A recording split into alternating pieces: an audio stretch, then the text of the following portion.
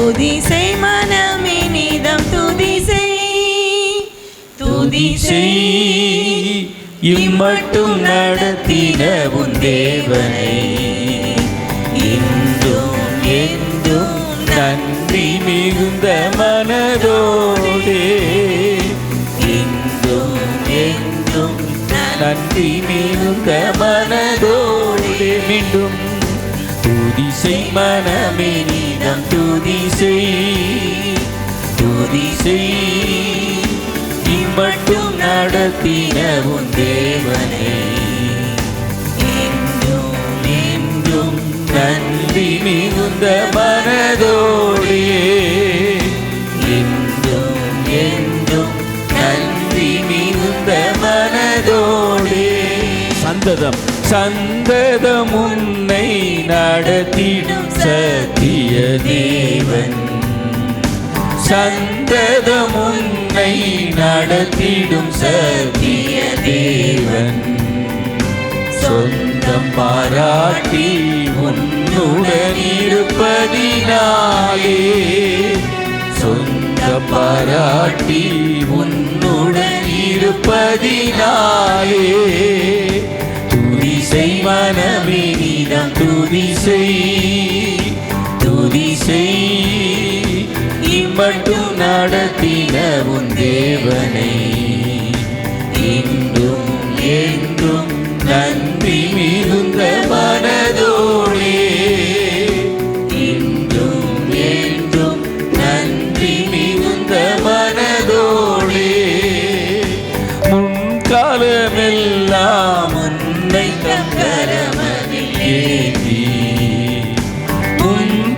முன்காலமெல்லாம் உன்னை கரமதில் ஏந்தி வேண்டிய நன்மைகள் யாவும் உனக்களித்தாரே வேண்டிய நன்மைகள் யாவும் உனக்களித்தாரே துதி செய் மனமே நீதம் துதி செய் கரங்களை தட்டி துதி செய் இம்மட்டும் நடத்தின உன் தேவனை என்றும் என்றும் நன்றி மிகுந்த மனதோடே என்றும் என்றும் நன்றி மிகுந்த மனதோடே சோதனை பலவாய் மேகம் போல் உன்னை சூழ்ந்தாலும் சோதனை பலவாய் மேகம் போல் உன்னை சூழ்ந்தாலும் சேதமுறாமல் முற்றிலும் காக்க வல்லோரே சேதமுறாமல் முற்றிலும் காக்க வல்லோரே துதி செய் மனமே நீதம் துதி செய் இம்மட்டும் நடத்தின உன் தேவனை என்றும் என்றும் நன்றி மிகுந்த மனதோடே என்றும் என்றும் நன்றி மிகுந்த மனதோடே தாய் தந்தை நானும் ஏகமாய் உன்னை மறந்தாலும் தாய் தந்தை நானும் ஏகமாய் உன்னை மறந்தாலும் தூயரின் கையில் உன் சாயல் உள்ளதை நினைத்தே தூயரின் கையில் உன் சாயல் உள்ளதை நினைத்தே துதி செய் மனமே நீதம் துதி செய் இம்மட்டும் நடத்தின உன் தேவனை என்றும் என்றும் நன்றி மிகுந்த மனதோடே என்றும் என்றும் நன்றி மிகுந்த மனதோடே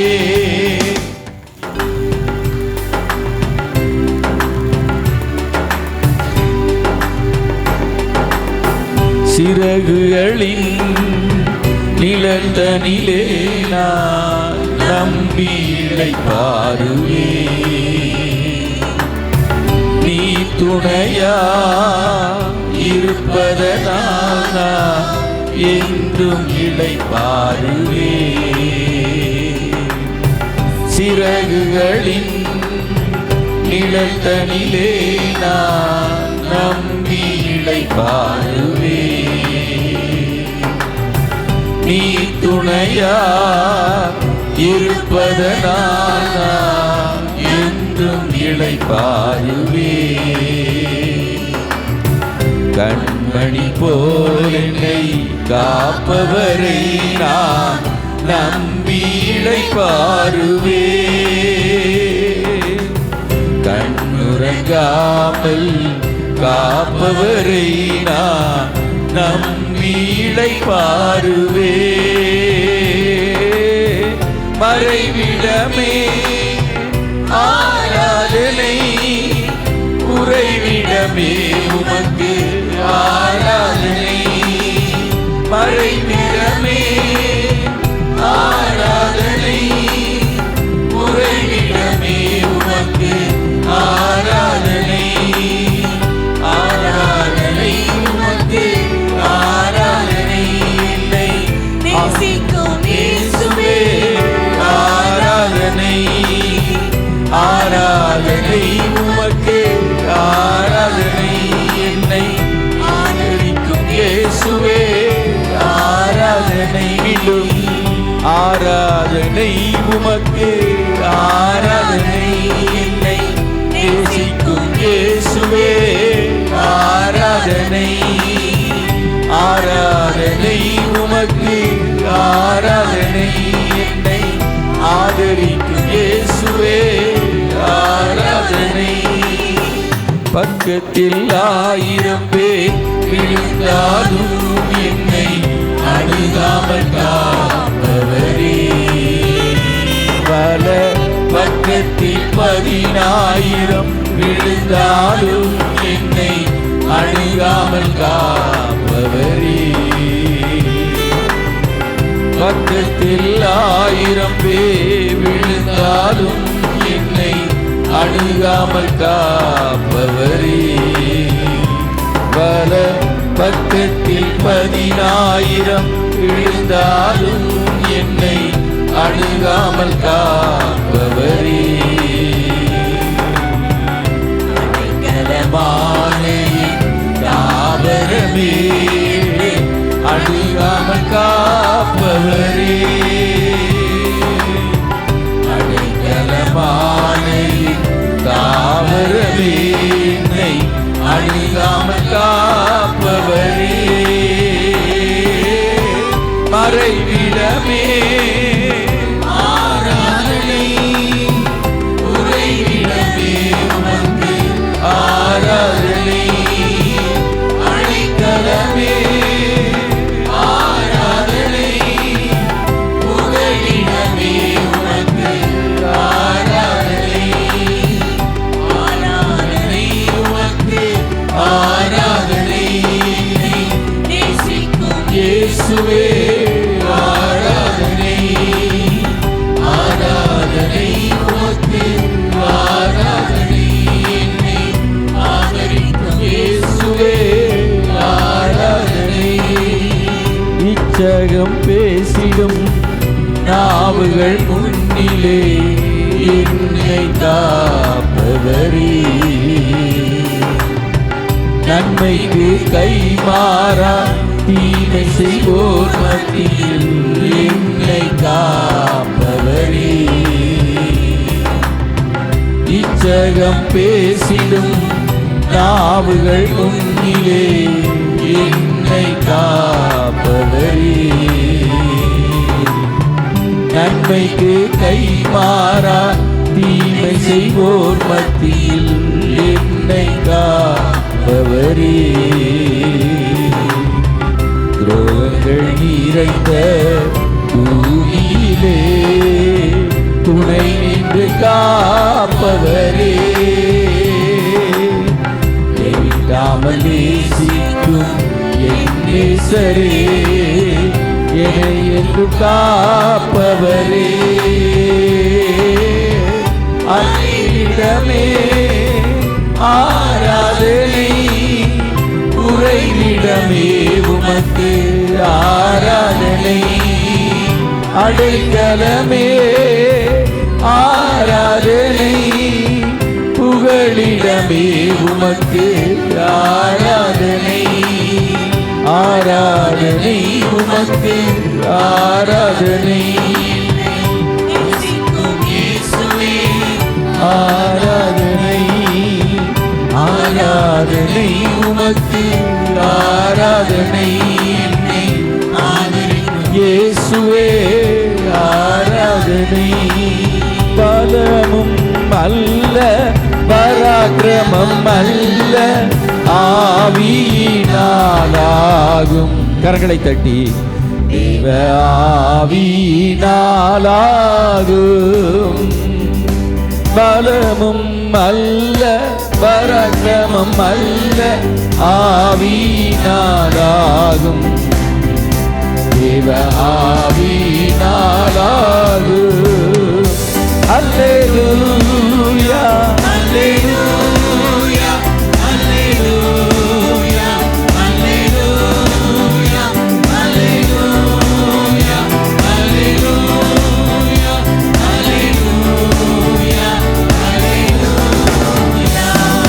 சுத்திகரியே பாவங்கள், என் துரோகங்கள், என் மீறுதல்கள், என் அக்கிரமங்கள் குணமாக்கு, யாயை குணமாக்கு. சுத்திகரியோ சுத்திகரியோ. கரங்களை தட்டி என்னை சுத்திகரியும் ஐயா, என்னை குணமாக்கு, என்னை ஸ்திரப்படுத்து. சுத்திகரியோ நமக்கு பிரியமில்லாத காரியங்களின் வாழ்க்கையிலே இல்பொருள் ஆவதாக. குணமாக்கு, விடுதலையே விடுதலையே விடுபுகிறோம் ஐயா.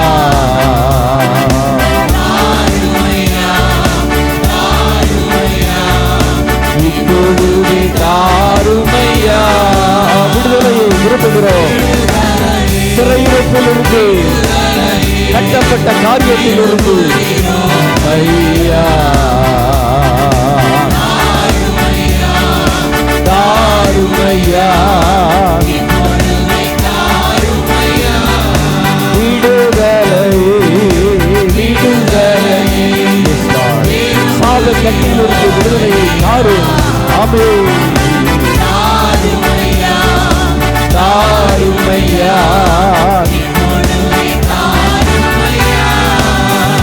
அல்லேலூயா அல்லேலூயா அல்லேலூயா அல்லேலூயா அல்லேலூயா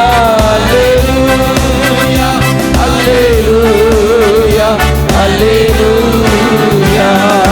பலமும் அல்ல பலத்தினால் ஐயா உங்களுடைய ஆவியானவரால் கூடும். அல்லேலூயா. பலமும் அல்ல அல்ல ஆவியினாலாகு ஆவியினாலாகு. அல்லேலூயா அல்லேலூயா அல்லேலூயா அல்லேலூயா அல்லேலூயா அல்லேலூயா அல்லேலூயா. ஜெபம் கேளு ஜெபம் கேளு எங்களது ஜெபம் கேளு. மதித்தாரு மதித்தாரு கண்ணீருக்கு மதித்தாரு. ராஜா ராஜா ஜெபம் கேளு. மதித்தாரு மதித்தாரு கண்ணீருக்கு மதித்தாரு. அல்லேலூயா அல்லேலூயா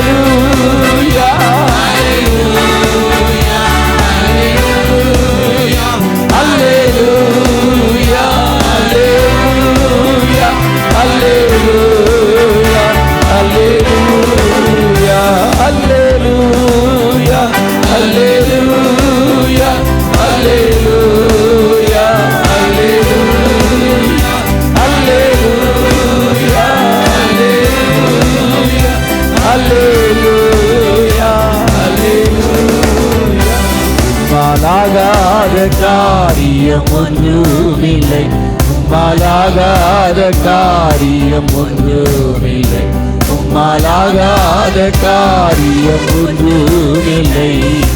எல்லாமே உம்மாலாகும், எல்லாமே உம்மாலாகும், உம்மாலாகாத காரியம் ஒன்றுமில்லை. All things are possible with you, Lord.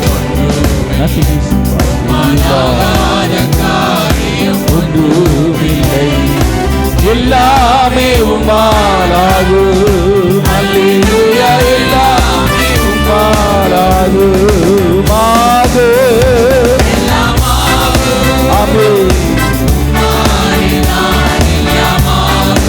அல்லேலூயா, ஆகுமையா எல்லாம் ஆகு. ஆமென். கூடு, எல்லாம் கூடு.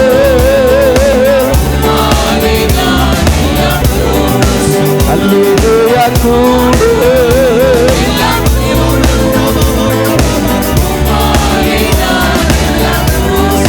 சொல்லி முடியாத அற்புதம் செய்தவர் நீரே, எண்ணி முடியாத அதிசயம் செய்தவர் நீரே, சொல்லி முடியாத அற்புதம் செய்தவர் நீரே, எண்ணி முடியாத அதிசயம் செய்பவர் நீரே. அப்பா உமக்கு ஸ்தோத்திரம், அன்பே உமக்கு ஸ்தோத்திரம். அல்லேலூயா, அப்பா உமக்கு ஸ்தோத்திரம், உமக்கு ஸ்தோத்திரம். சபை மக்கள் மட்டும் அப்பா அல்லேலூயா, உமக்கு ஸ்தோத்திரம், அப்பா உமக்கு ஸ்தோத்திரம். அவரை பார்த்து சொல்லுங்க, அன்பே எனக்கு குறித்ததை சொல்லுங்க. எனக்கு குறித்ததை நிறைவேற்றி முடிப்பவர் நீரே, எனக்காக யாவையும் செய்து முடிப்பவர் நீரே, எனக்கு குறித்ததை நிறைவேற்றி முடிப்பவர் நீரே, எனக்காக யாவையும் செய்து முடிப்பவர் நீரே.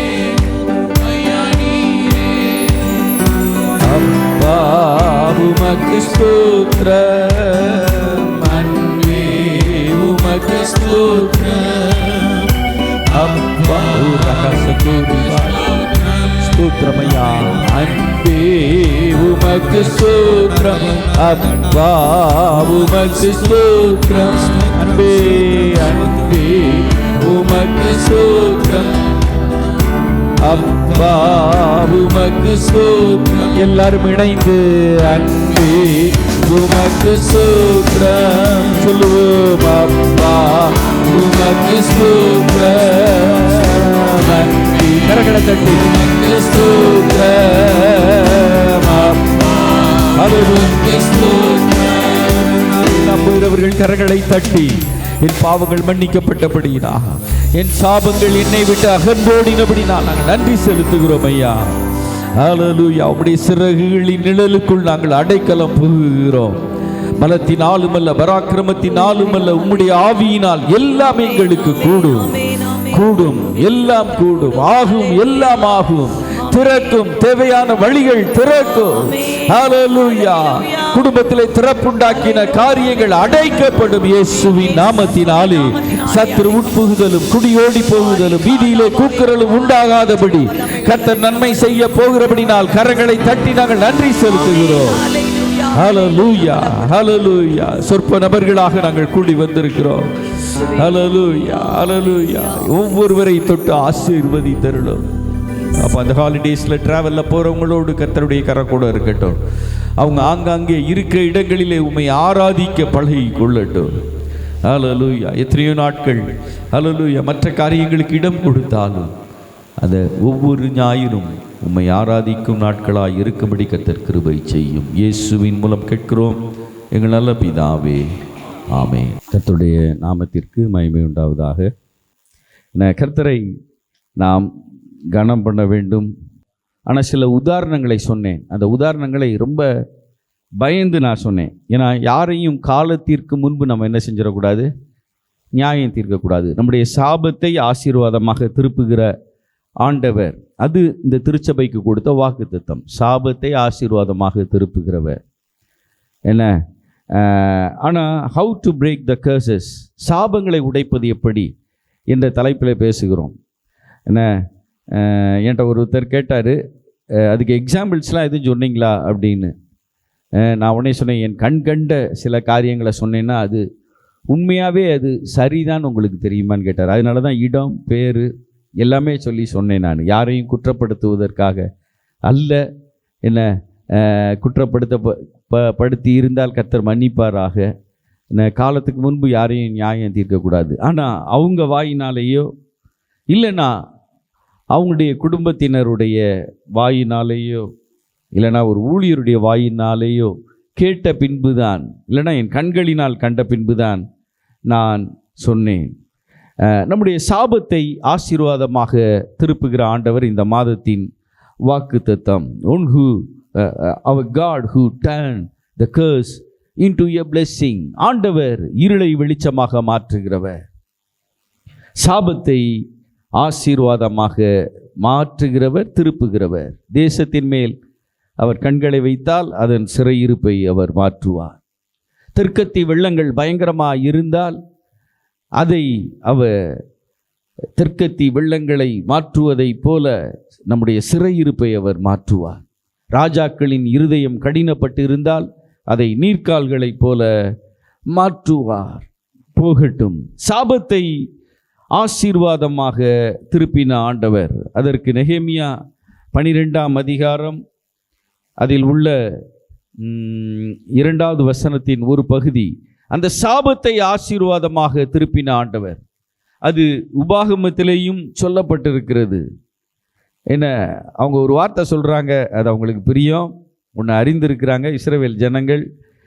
என்றைக்கும் அந்த சாபத்தை ஆசீர்வாதமாக திருப்பின எங்கள் தேவனுடைய சபைக்கு குறிப்பிட்ட நபர்கள் உட்படலாகாது அப்படின்னு சொல்லி அவங்க சொல்கிறாங்க. உபாகமம் 23ஆம் அதிகாரத்தின் பக்கம் நீங்கள் திருப்பி வைத்து கொள்ளுங்கள். என்ன, வேதத்தில் எல்லா வார்த்தையும் அதாவது ஜோடு ஜோடாக எழுதப்பட்டிருக்கும், அது நிறைவேறும். அந்த 23ஆம் அதிகாரத்திலே அம்மோனியனும் மோவாப்பியனும் கர்த்தருடைய சபைக்கு உட்படலாகாது, அவங்க 10ஆம் தலைமுறை வரைக்கும் அவங்க வரக்கூடாது அப்படின்னு சொல்லி ஆண்டவர் கோபத்திலே ஆணையிட்டு விட்டார். அது அவ்விதமே நடந்தது. ரூத்து தான் அந்த கோபத்தை திருப்பி என அவள் போவாசை அடைந்தாள். ஆனால் நீங்கள் பார்த்தீங்கன்னா அதிக ஆசீர்வாதத்தை பெற்றவள் அவள், மோவாபிய ஸ்திரீயாக இருந்தாலும். அடுத்து அந்த வசன அதிகாரத்தில் 7-8வது வசனத்திலே ஏதோமியனை அருவருக்காயாக அவன் உன் சகோதரன், எகிப்தியனை அருவருக்காயாக அவன் தேசத்திலே பரதேசியாய் நீ இருந்தாய். 3ஆம் தலைமுறையில் அவர்களுக்கு பிறக்கிற பிள்ளைகள் கர்த்தருடைய சபைக்கு உட்படலாம். அப்போ ஒருத்தன் சபைக்கே உட்படக்கூடாது அப்படின்ற வார்த்தை பைபிளில் இருக்கு. அது சபைக்கு உட்படக்கூடாதுன்றதை காட்டிலும் அவங்களால நிலைத்து நிற்க முடியாது. 1ஆம் சங்கீதத்தை நீங்கள் வாசித்து பார்ப்பீர்கள் என்றால், துன்மார்க்கர் கர்த்தருடைய சபையில் நிலை நிற்பது இல்லை. கர்த்தர் சபிச்சிட்டார்னு கூட சொல்ல முடியாது. அந்த துன்மார்க்கமாக இருக்கிறவங்கனால சபைக்குள்ள நிலைத்து நிற்க முடியாது. அடுத்து அம்மோனியர் தேவனுடைய சாபம்தான். அவருடைய பிறப்பு ஒரு தவறு இருந்தது. ஆனாலும் அவர்கள் என்ன செய்வார்கள்? ஒரு நாளிலே எனக்கு ஒரு வருத்தமான ஒரு காரியம், ஒரு ஊழியக்காரருடைய பேக்ரவுண்டை என்கிட்ட கேட்டாங்க. அந்த பேக்ரவுண்டு எனக்கு தெரியும். அதை நான் ஒருத்தட்ட சொல்லிட்டேன், இதுதான் அவங்க பேக்ரவுண்ட். அவங்க அம்மா இவங்க, அவங்க அப்பா இவர் என்ன. ஆனால் இன்றைக்கி அவங்க நல்ல திறம்பட அவங்க ஊழியம் செய்கிறாங்க. அப்புறம் சொன்னதுக்கப்புறம் தான் யோசித்தேன், ஐயோ ஏன் அந்த குறைவுகளை நாம் சொன்னோம் என்று சொல்லி. இன்றைக்கி அநேகரை ஆண்டவர் அண்டையிலே நடத்தும் பாத்திரமாக இருக்கிறார்கள். எகுவை எடுத்து பாருங்கள். வருத்தம் என்று அழைக்கப்பட்ட யாரு? யாபேஸ் என்ன அவன் வாழ்க்கையை எடுத்து பாருங்கள். சகோதரருக்கு ஆசீர்வாதமாக மாறினான். அதனால் உங்கள் பேக்ரவுண்ட் மோவாப்பியனா, எகிப்தியனா, வேறு ஆராதனையின் பின்னாடி போனவங்களாக இருந்தாலும் சாபத்தை ஆசீர்வாதமாக திருப்பும் ஆண்டவரை பிடித்து கொள்ளுங்கள். காரணம் இல்லாமல் இட்ட சாபம் தங்காது என்று சொல்லப்பட்டிருக்கு. உங்களை யாராச்சும் காரணம் இல்லாமல் திட்டா சபிச்சிட்டா, ஏன்னா வார்த்தைக்கு ஒரு வல்லமை இருக்குது. அதை நான் வரும்போது நான் பேசுகிறேன், நேரம் இன்னைக்கு இருந்துச்சுன்னா பேசுகிறேன். அது பலிக்காது, அது தங்காது, காரணம் இல்லாமல். அப்போது நம்ம தைரியமாக என்ன செஞ்சிடலாம், இருக்கலாம். சில வேளையில் நம்மளே காரணம் இல்லாமல் யார் மேலேயே என்ன செஞ்சுருவோம், கோவப்பட்டுருவோம், இல்லைன்னா மனசில் நினைப்போம். முந்தா நாள் என்னுடைய எல்லா கர்ச்சீஃபையும் நான் துவைச்சேன். எல்லா கர்ச்சீஃப், பனியன் எல்லாத்தையும் கூட கொஞ்சம் டிட்டர்ஜென்ட் போட்டு ப்யூர் ஒயிட்டாக இருக்கட்டும்னு அதை எங்கள் சர்வெண்ட்டை எடுத்து அப்படி போட்டு போயிட்டாங்க.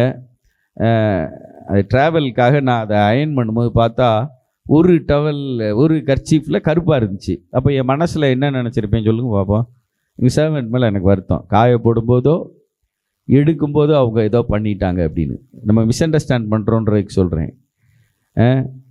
அவங்ககிட்ட கேட்கல நான், ஆனால் எனக்கு வருத்தம். நம்ம இதை 2வது தரமாக துவைச்சி போட்டிருக்கோம். துவைச்ச கர்ச்சீஃபையே துவைச்சிருக்கேன் நான். சரின்னு ஆனாலும் நான் ஒரு பாணி என் கூட நான் சொல்லியிருக்கேன், என் கூட எல்லோரும் வாழ்வது கடினம் தான். திரும்ப 3வது அதை துவைச்சேன், போகவே இல்லை அந்த அழுக்கு. அப்போ தான் தெரிஞ்சிச்சு, இந்த எலெக்ஷனுக்கு ஓட்டு போட போனோம்ல, ஓட்டு போட போனப்போ என்ன போகும்போதே இதை நீங்கள் செய்யாதீங்கன்னு நான் சொல்ல. 10 ரூபாய்க்கு தேங்காய் எண்ணெய் வாங்கி லேசாக தேய்ச்சிட்டு போயிட்டேன். அதை அங்கே உள்ள ஆஃபீஸர், ப்ரொசீடிங் ஆஃபீஸர் கவனிச்சிட்டாரு. அவர் நல்லா தொடச்சிட்டு கருப்பு இங்கேருந்து இங்கே வரைக்கும் வச்சுட்டாரு. நான் ஓட்டு போடுறதுக்குள்ளே என் பேண்ட் பாக்கெட்டுக்குள்ளே இப்படி கையை விட்டு அந்த இங்கை என்ன செஞ்சேன், தொடச்சிட்டேன். நான் இங்கை தொடச்சிட்டேன். அப்போ அந்த கர்ச்சீஃப் அழுகாக்குனது யார்? உங்கள் போதகர். என்ன அது நல்லா கரை பிடிச்சிருச்சு, ஆனால் என் கை கரை பிடிக்கலை. நல்லா கவனிச்சிங்களா? ஓட்டு போட்டதுக்கு தடமே இல்லை. நேற்று எங்கள் சேவன்ட்டை காமிச்சேன், என் விரலை பாருங்கள், ஓட்டு போட்டதுக்கு தடமே இல்லைன்னு. அவங்க ஒன்றே சொன்னாங்க, ஐயா நீங்கள் இன்னொருத்தருக்கும் போய் திரும்ப ஓட்டு போட்டிருக்கலாமே. உலகத்தில் அப்படி இருக்குது. நான் இன்னொரு ஓட்டு போடுறதுக்காக தடம் இல்லாமல் ஆக்கலை, எதுக்கு நம்ம கையில் ஒரு கரை அப்படின்னு சொல்லி. ஆனால் நான் இது வரைக்கும் தவறாக ஒருத்தருக்கு ஓட்டு போட்டதில்லை. கர்த்தர் எனக்குன்னு ஒரு கான்சியஸ் கொடுத்துருக்காரு, மனசாட்சி கொடுத்துருக்குறாரு. என்ன போகட்டும்.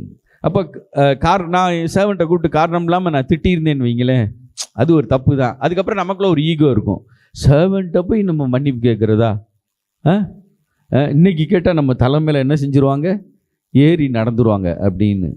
அதனால் உங்கள் வாழ்க்கையில் காரணம் இல்லாமல் யாரையாவது திட்டியிருந்தால் நீங்கள் மன்னிப்பு கேட்கணும். காரணம் இல்லாமல் உங்களை யாராச்சும் காரணம் இல்லாமல் திட்டியிருந்தா என்ன போடா அப்படின்னு சொல்லிட்டு என்ன செய்யணும், போகணும். போடான்றது கூட எப்படி சொல்லணும்னு சொல்கிறேன். போனால் போகட்டும், போடா. இதை கொஞ்சம் பேர் வாய் தரன்னு சொல்லலை. ஏன்னா இவங்களாம் ரொம்ப பரிசுத்தவான்கள்.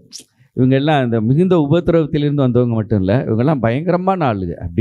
அப்படியே பரிசுத்தத்தையே புழிஞ்சு வந்தவங்க. போனால் போகட்டும், போடா. அதுக்கு அடுத்த வரியே எனக்கு தெரியும், இந்த பூமியில் நிலையாய் வாழ்ந்தவன் யாரடா, போனால் போகட்டும், போடா. யாராச்சும் உங்களை காரணம் இல்லாமல் சாபம் போட்டிருந்தா அது பலிக்கவே பலிக்காது.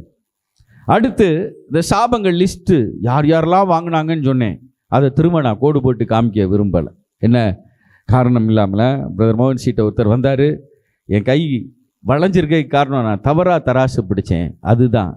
ஆனால் அவர் ஆண்டவர்கிட்ட மன்னிப்பு கேட்டு ஊழியர்கிட்ட சீர்பொருந்தி அந்த காரியத்தில் இருந்து அவர் விடுதலையாகி போயிருக்கலாம். ஒரு போதவர் குடும்பத்தில் சொன்னேன், பெண்கள்லாம் பாதிக்கப்பட்டாங்க. ஆனால் ஜெபித்த உடனே அவர்கள் அற்புதத்தை பெற்றார்கள். என் கூட படித்த ஒரு பையன் உண்டு. அவங்க குடும்பத்தில் எல்லாருமே இங்கே வந்தார், நம்ம சபைக்கு வந்தார், பேர் சொல்ல விரும்பலை, ஏன்னா அந்த குடும்பத்தில் ஒரு காரியம் நெகட்டிவ். அவரை தவிர எல்லாருமே போய் சேர்ந்துட்டாங்க. அதே போல் இன்னொரு ஊழியக்காரர் எனக்கு தெரியும், அவங்க குடும்பத்தில் எல்லாருமே போய் சேர்ந்துட்டாங்க. இன்னொன்று பேரை சொல்லியே சொல்கிறேன், தூத்துக்குடியில் உள்ள ஒரு குடும்பம், அந்த பிரபு என்பவர் இந்த திருச்சபையின் ஜெபத்தினாலும் கீதாவுடைய மருத்துவ உதவியினாலும் என்ன அவங்க காப்பாற்றப்பட்டாங்க. அந்த குடும்பத்தில் 2 பேர் தான் 48 வயசை தாண்டினவங்க. ஒன்று பிரபு, இன்னொன்று கோடம்பாக்கம் சபை பாஸ்டர் சார்ல்ஸ் சாரோனின் ரோஜாவேன்னு ஒரு பாட்டு கேட்டிருப்பீங்க, பார்த்துருக்கீங்களா? பள்ளத்தாக்கின் லீலியே, அந்த பாடலை எழுதினவர்கள். அவர் ஊழியத்துக்கு வந்து பிழைச்சிக்கிட்டாரு. இவர் ஊழியர்களோடு கரம் பிடித்தபடியினாலே பிழைத்து கொண்டார். சாபத்துக்கு ஒரு முடிவு உண்டு. சாபம் சிலுவையிலே முறிக்கப்பட்டது. என்னென்ன சாபங்கள் சொல்ல மாட்டேன்னு எல்லாத்தையும் சொல்கிறேன் நான். தனிப்பட்ட நிலைமையிலே சில சாபங்கள் உண்டு. தலைமுறையாக சில சாபங்கள் தொடர்ந்து வரும். என்ன, ஆலயத்திலே இருந்தாள் ஆபிரகாமின் குமாரத்தி 18 ஆண்டுகள். ஆனால் அவள் சாத்தானால் கட்டப்பட்ட எவ்வளவும் நிமிரக்கூடாத ஒரு கூனியாக இருந்தாள். அது 18 ஆண்டுகள் அவள் மேல் விழுந்த சாபம். இயேசு அதை மாற்றினார்.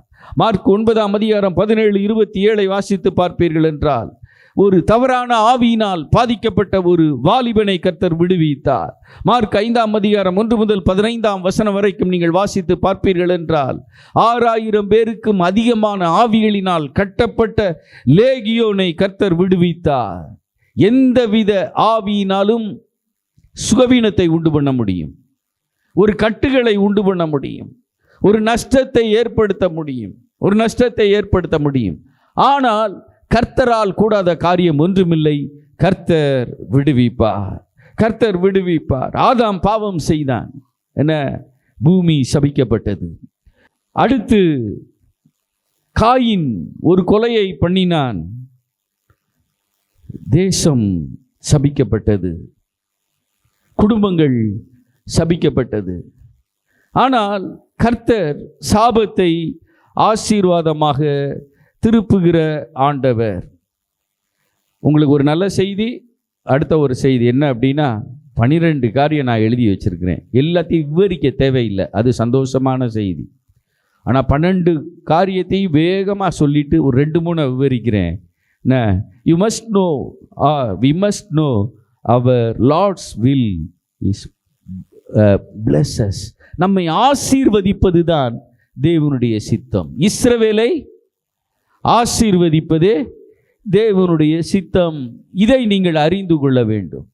நம்முடைய சாபம் ஆசீர்வாதமாக மாற வேண்டும் என்றால், சாபம் உடைக்கப்பட வேண்டும் என்றால், என்னை ஆசீர்வதிப்பது தான் யாருடைய சித்தம்?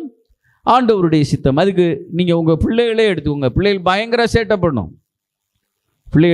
என்ன செய்யும்? சேட்டை பண்ணும். ஆனால் பிள்ளைகளை பொதுவாக சபிக்க மாட்டாங்க, சபிக்கக்கூடாது.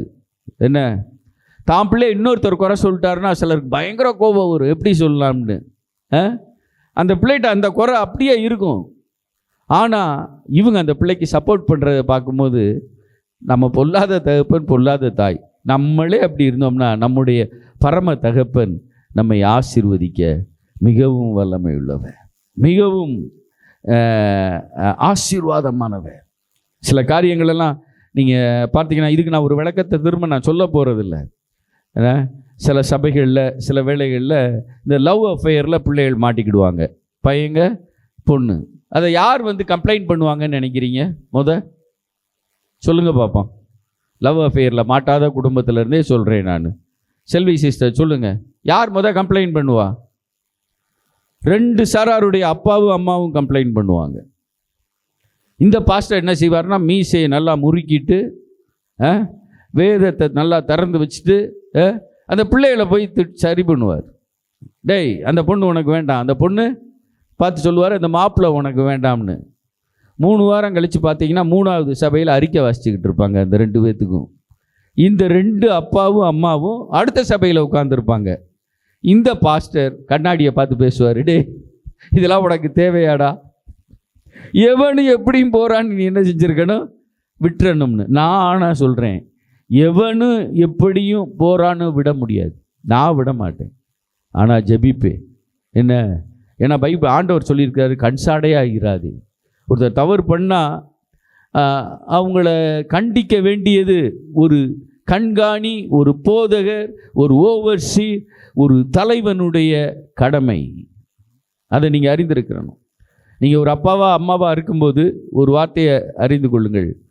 உங்கள் பிள்ளைகளை 24 மணி நேரம் கண்காணிக்க முடியாது, ஆனால் முடிந்த வரைக்கும் கண்காணிங்க. எப்பவுமே புத்தி சொல்ல முடியாது. அவன் பைபிளில் இருக்க, அவன் திடனற்று போய் விடுவான். எப்பவுமே டே நீ செய்கிறது சரியில்லை சரியில்லைன்னு குத்திக்கிட்டே இருந்தால் அவன் என்ன செஞ்சிருவானா?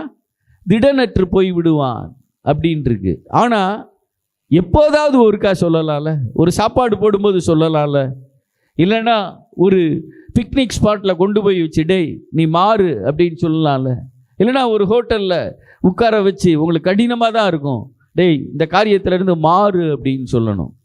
ஆனாலும் ஒன்று சொல்கிறேன், கடைசி வரைக்கும் உங்களுடைய பிள்ளைகளை ஆசீர்வதிங்க. என் வாழ்க்கையில் நான் பார்த்துருக்கிறேன், அநேகர் தங்கள் பிள்ளைகளுக்காகவே வாழ்ந்தார்கள், அநேகர் தங்கள் பிள்ளைகளை ஆசீர்வதித்தார்கள். நான் அறிந்து ஒரே ஒரு சகோதரி தான் என்ன, என் மகன் சாகணும்னு ஜெபித்தாங்க. என்ன, ஒரே ஒரு சகோதரி. அவங்கள நான் ஒரு நாள் கூப்பிட்டேன், அவங்கள சபையை விட்டு போங்கன்னு சொல்ல. நல்லா வெள்ளை சிலை கட்டியிருப்பாங்க. என்ன, கை தட்டினாங்கன்னா இந்த சபையே அலறும், இந்த ஃபேன் உயரத்துக்கு அவங்க குதிப்பாங்க. ஆனால் என் மகன் ஆக்சிடெண்ட்டில் சாகணும். அவங்க மகன் ஒரு டிரைவர், அவன் ஆக்சிடெண்ட்டில் சாகணும், நீ சாகுடா அப்படின்னு சொல்லி ஜெபிச்சுக்கிட்டே இருந்தாங்க, சொல்லிக்கிட்டே இருந்தாங்க. நான் அவங்கள கூப்பிட்டேன், சபையை விட்டு போங்கன்னு சொல்ல, நீங்கள் செய்வது தவறு அப்படின்னு சொல்லிட்டு, இந்த சபைக்கு நீங்கள் தொடர்ந்து வர விரும்பினால் இன்றிலிருந்து நீங்கள் இந்த வார்த்தையை பயன்படுத்தக்கூடாது அப்படின்னு சொன்னேன். இதை ஒரு தேர்ட் பர்சன் ஒருத்தர் கவனித்து கொண்டே இருந்தார். ஒரு தேர்ட் பர்சன் எங்கள் தெருவில் உள்ளவர், கலைநகரில் உள்ளவர், அவர் ஏதோ பொலிட்டிக்கலோ ஏதோ ஒரு இன்ஃப்ளூயன்ஸ் உள்ளவர். அவர் இதை பார்த்துக்கிட்டே இருந்தார். பார்த்துட்டு என்னை முடிஞ்சவொன்னே சொன்னார், சரியாக நீங்கள் சொன்னீங்க, அவர் எந்த காருக்கு டிரைவராக இருக்காரோ அவருடைய ஓனர் தான் நான், அவன் சாகணும்னா நானும் சாகணும்னு தான் அர்த்தம். இந்த அம்மா அதை சொல்லி தானே ஜெபம் பண்ணாங்க அப்படின்னு சொல்லிட்டு ஒரு வார்த்தை சொன்னார், உங்களுக்கு ஏதாவது பெரிய தேவை ஏற்பட்டால் என்னை தொடர்பு கொள்ளுங்கள் அப்படின்னாரு. அவரும் மனிதன் தானே. ஐயனார்புரம் காரியம் வரும்போது நான் சொன்னேன், நீங்கள் ஏதாவது ஒரு 4 லோடு மண் அடிக்கன்னா அடிங்க, ஏன்னா 4 லோடு மண் அடித்தா 42,000 ரூபா ஆகும், அதனால் அடிங்க அப்படின்னு. அதுக்கப்புறம் அவர் ஃபோனை சுவிட்ச் ஆஃப் பண்ணல, ஆனால் ரெஸ்பாண்ட் பண்ணல. என்ன, ஆனால் நாம் நியாயமாக இருக்க வேண்டும். அடுத்து நம்முடைய பிள்ளைகளை நாம் ஆசீர்வதிக்க வேண்டும். காரணம் இல்லாமல் இட்ட சாபம் தங்காது. என்ன, ஆனால் முதலாவது ஒரு காரியத்தை அறிந்து கொள்ளுங்கள். ஒரு பெற்றோரே ஒரு பிள்ளையை ஆசீர்வதிக்க விரும்பினால், ஒரு குடிகார தகப்பனே தன் பிள்ளை நல்லவனாக வாழ வேண்டும் என்று விரும்பினால், நம்முடைய ஆண்டவர் இஸ்ரவேலை ஆசீர்வதிப்பதே பிரியம் என்று சொன்ன வார்த்தை மாறாது. ஹல்லேலூயா, ஹல்லேலூயா. நம்மை ஆசீர்வதிப்பது தேவனுடைய விருப்பம், அவரால் முடியும். தென் the second point, he is able to break any yoke, any chain, any bondage, because he is omnipowerful. நம்முடைய ஆண்டவர் வல்லமை உள்ளவராய் இருக்கிறார். நம்முடைய ஆண்டவர் எந்த சிறையிருப்பையும் அவரால் மாற்ற முடியும். யாக்கோபின் சிறையிருப்பை அவர் மாற்றினார், அவர் மாற்றுவார், அவரால் மாற்றக்கூடும். பவுலும் சீலாவும் சபையிலே சிறைச்சாலையிலே துதித்து கொண்டிருந்தார்கள். அப்பமும் அவங்க சிறையிருப்பை மாற்றினார். ஆனால் இன்னொன்று, இதை நீங்கள் செஞ்சிடாதீங்க. பேதுரு நல்லா கொரட்டை விட்டு தூங்கிக்கிட்டு இருந்தான். ஜெபம் பண்ணியிருக்கலாம், பாட்டு பாடியிருக்கலாம், புத்தி சொல்லியிருக்கலாம். அவனுக்கு விசுவாசம் கொஞ்சம் கூட. யாரை காட்டிலும்? பவுலை காட்டிலும். ஆண்டவரால் எந்த சிறையிருப்பையும் மாற்ற முடியும். இஸ்ரவேலின் சிறையிருப்பை மாற்றினார், யோசேப்பின் சிறையிருப்பை மாற்றினார், நெகேமியாவுடைய சிறையிருப்பை மாற்றினார், தானியேலுடைய சிறையிருப்பை அவர் மாற்றினார். 400 ஆண்டுகள் எகிப்திலே அடிமைகளாக இருந்த இஸ்ரவேலுடைய சிறையிருப்பை மாற்றினார். அவர் நம்முடைய சிறையிருப்பை மாற்ற முடியும். நம்புகிறவர்கள் கரங்களை தட்டி, ஆண்டவரால் கூடாத காரியம் ஒன்றுமில்லை. ஆண்டவர் அஸ்திபாரத்தை அசைத்து, அவருடைய அஸ்திபாரத்தை யாரும் அசைக்க முடியாது. சில ஜெபம் பண்ணும்போது சொல்லுவாங்க, நாங்கள் தேவனுடைய சிங்காசனத்தை அசைக்கிறோம். நீ வேண்டாம், நீ தேவனுடைய சிங்காசனத்தை. நம்ம ஆளுகளும் அதுக்கு ஆமேன் அல்லேலூயா. என்ன ஆமேன் அல்லேலூயா? ஆண்டவருடைய சிங்காசனம் ஒருபோது அசையாது. நம்ம உலகத்தில் உள்ள சிங்காசனங்களை அசைச்சு ஜெபம் பண்ணுங்க, அது மாறணும். தேவனால் கூடாத காரியம் ஒன்றுமில்லை, அவர் வல்லமை உள்ளவர். ஆகவே நம்முடைய சாபம் மாற்றப்பட முடியும். Then he paid all cost. அவர் எல்லா காரியங்களையும் சிலுவையிலே நமக்காக அவர் சுமந்து தீர்த்தார். அதோடைய காஸ்ட், அதோடைய கிரயத்தை அவர் கொடுத்தார். அவர் கிரயத்தை கொடுத்தார். நம்ம ஒரு கடைக்கு போகிறோம், நம்மகிட்ட ஒரு பொருள் வாங்கணும், அந்த பணம் கொஞ்சம் குறையாக இருக்கும்போது நம்ம கூட உள்ளவர் அந்த கிரயத்தை கொடுத்துட்டார் அப்படின்னா நம்ம அதை வாங்கிடுவோம். வாங்கினதுக்கப்புறம் கடைக்காரனே அது ஏன் இதுன்னு சொன்னாலும் நம்ம என்ன செய்ய மாட்டோம், கொடுக்க மாட்டோம். கிரயத்தை கொடுத்தாச்சு.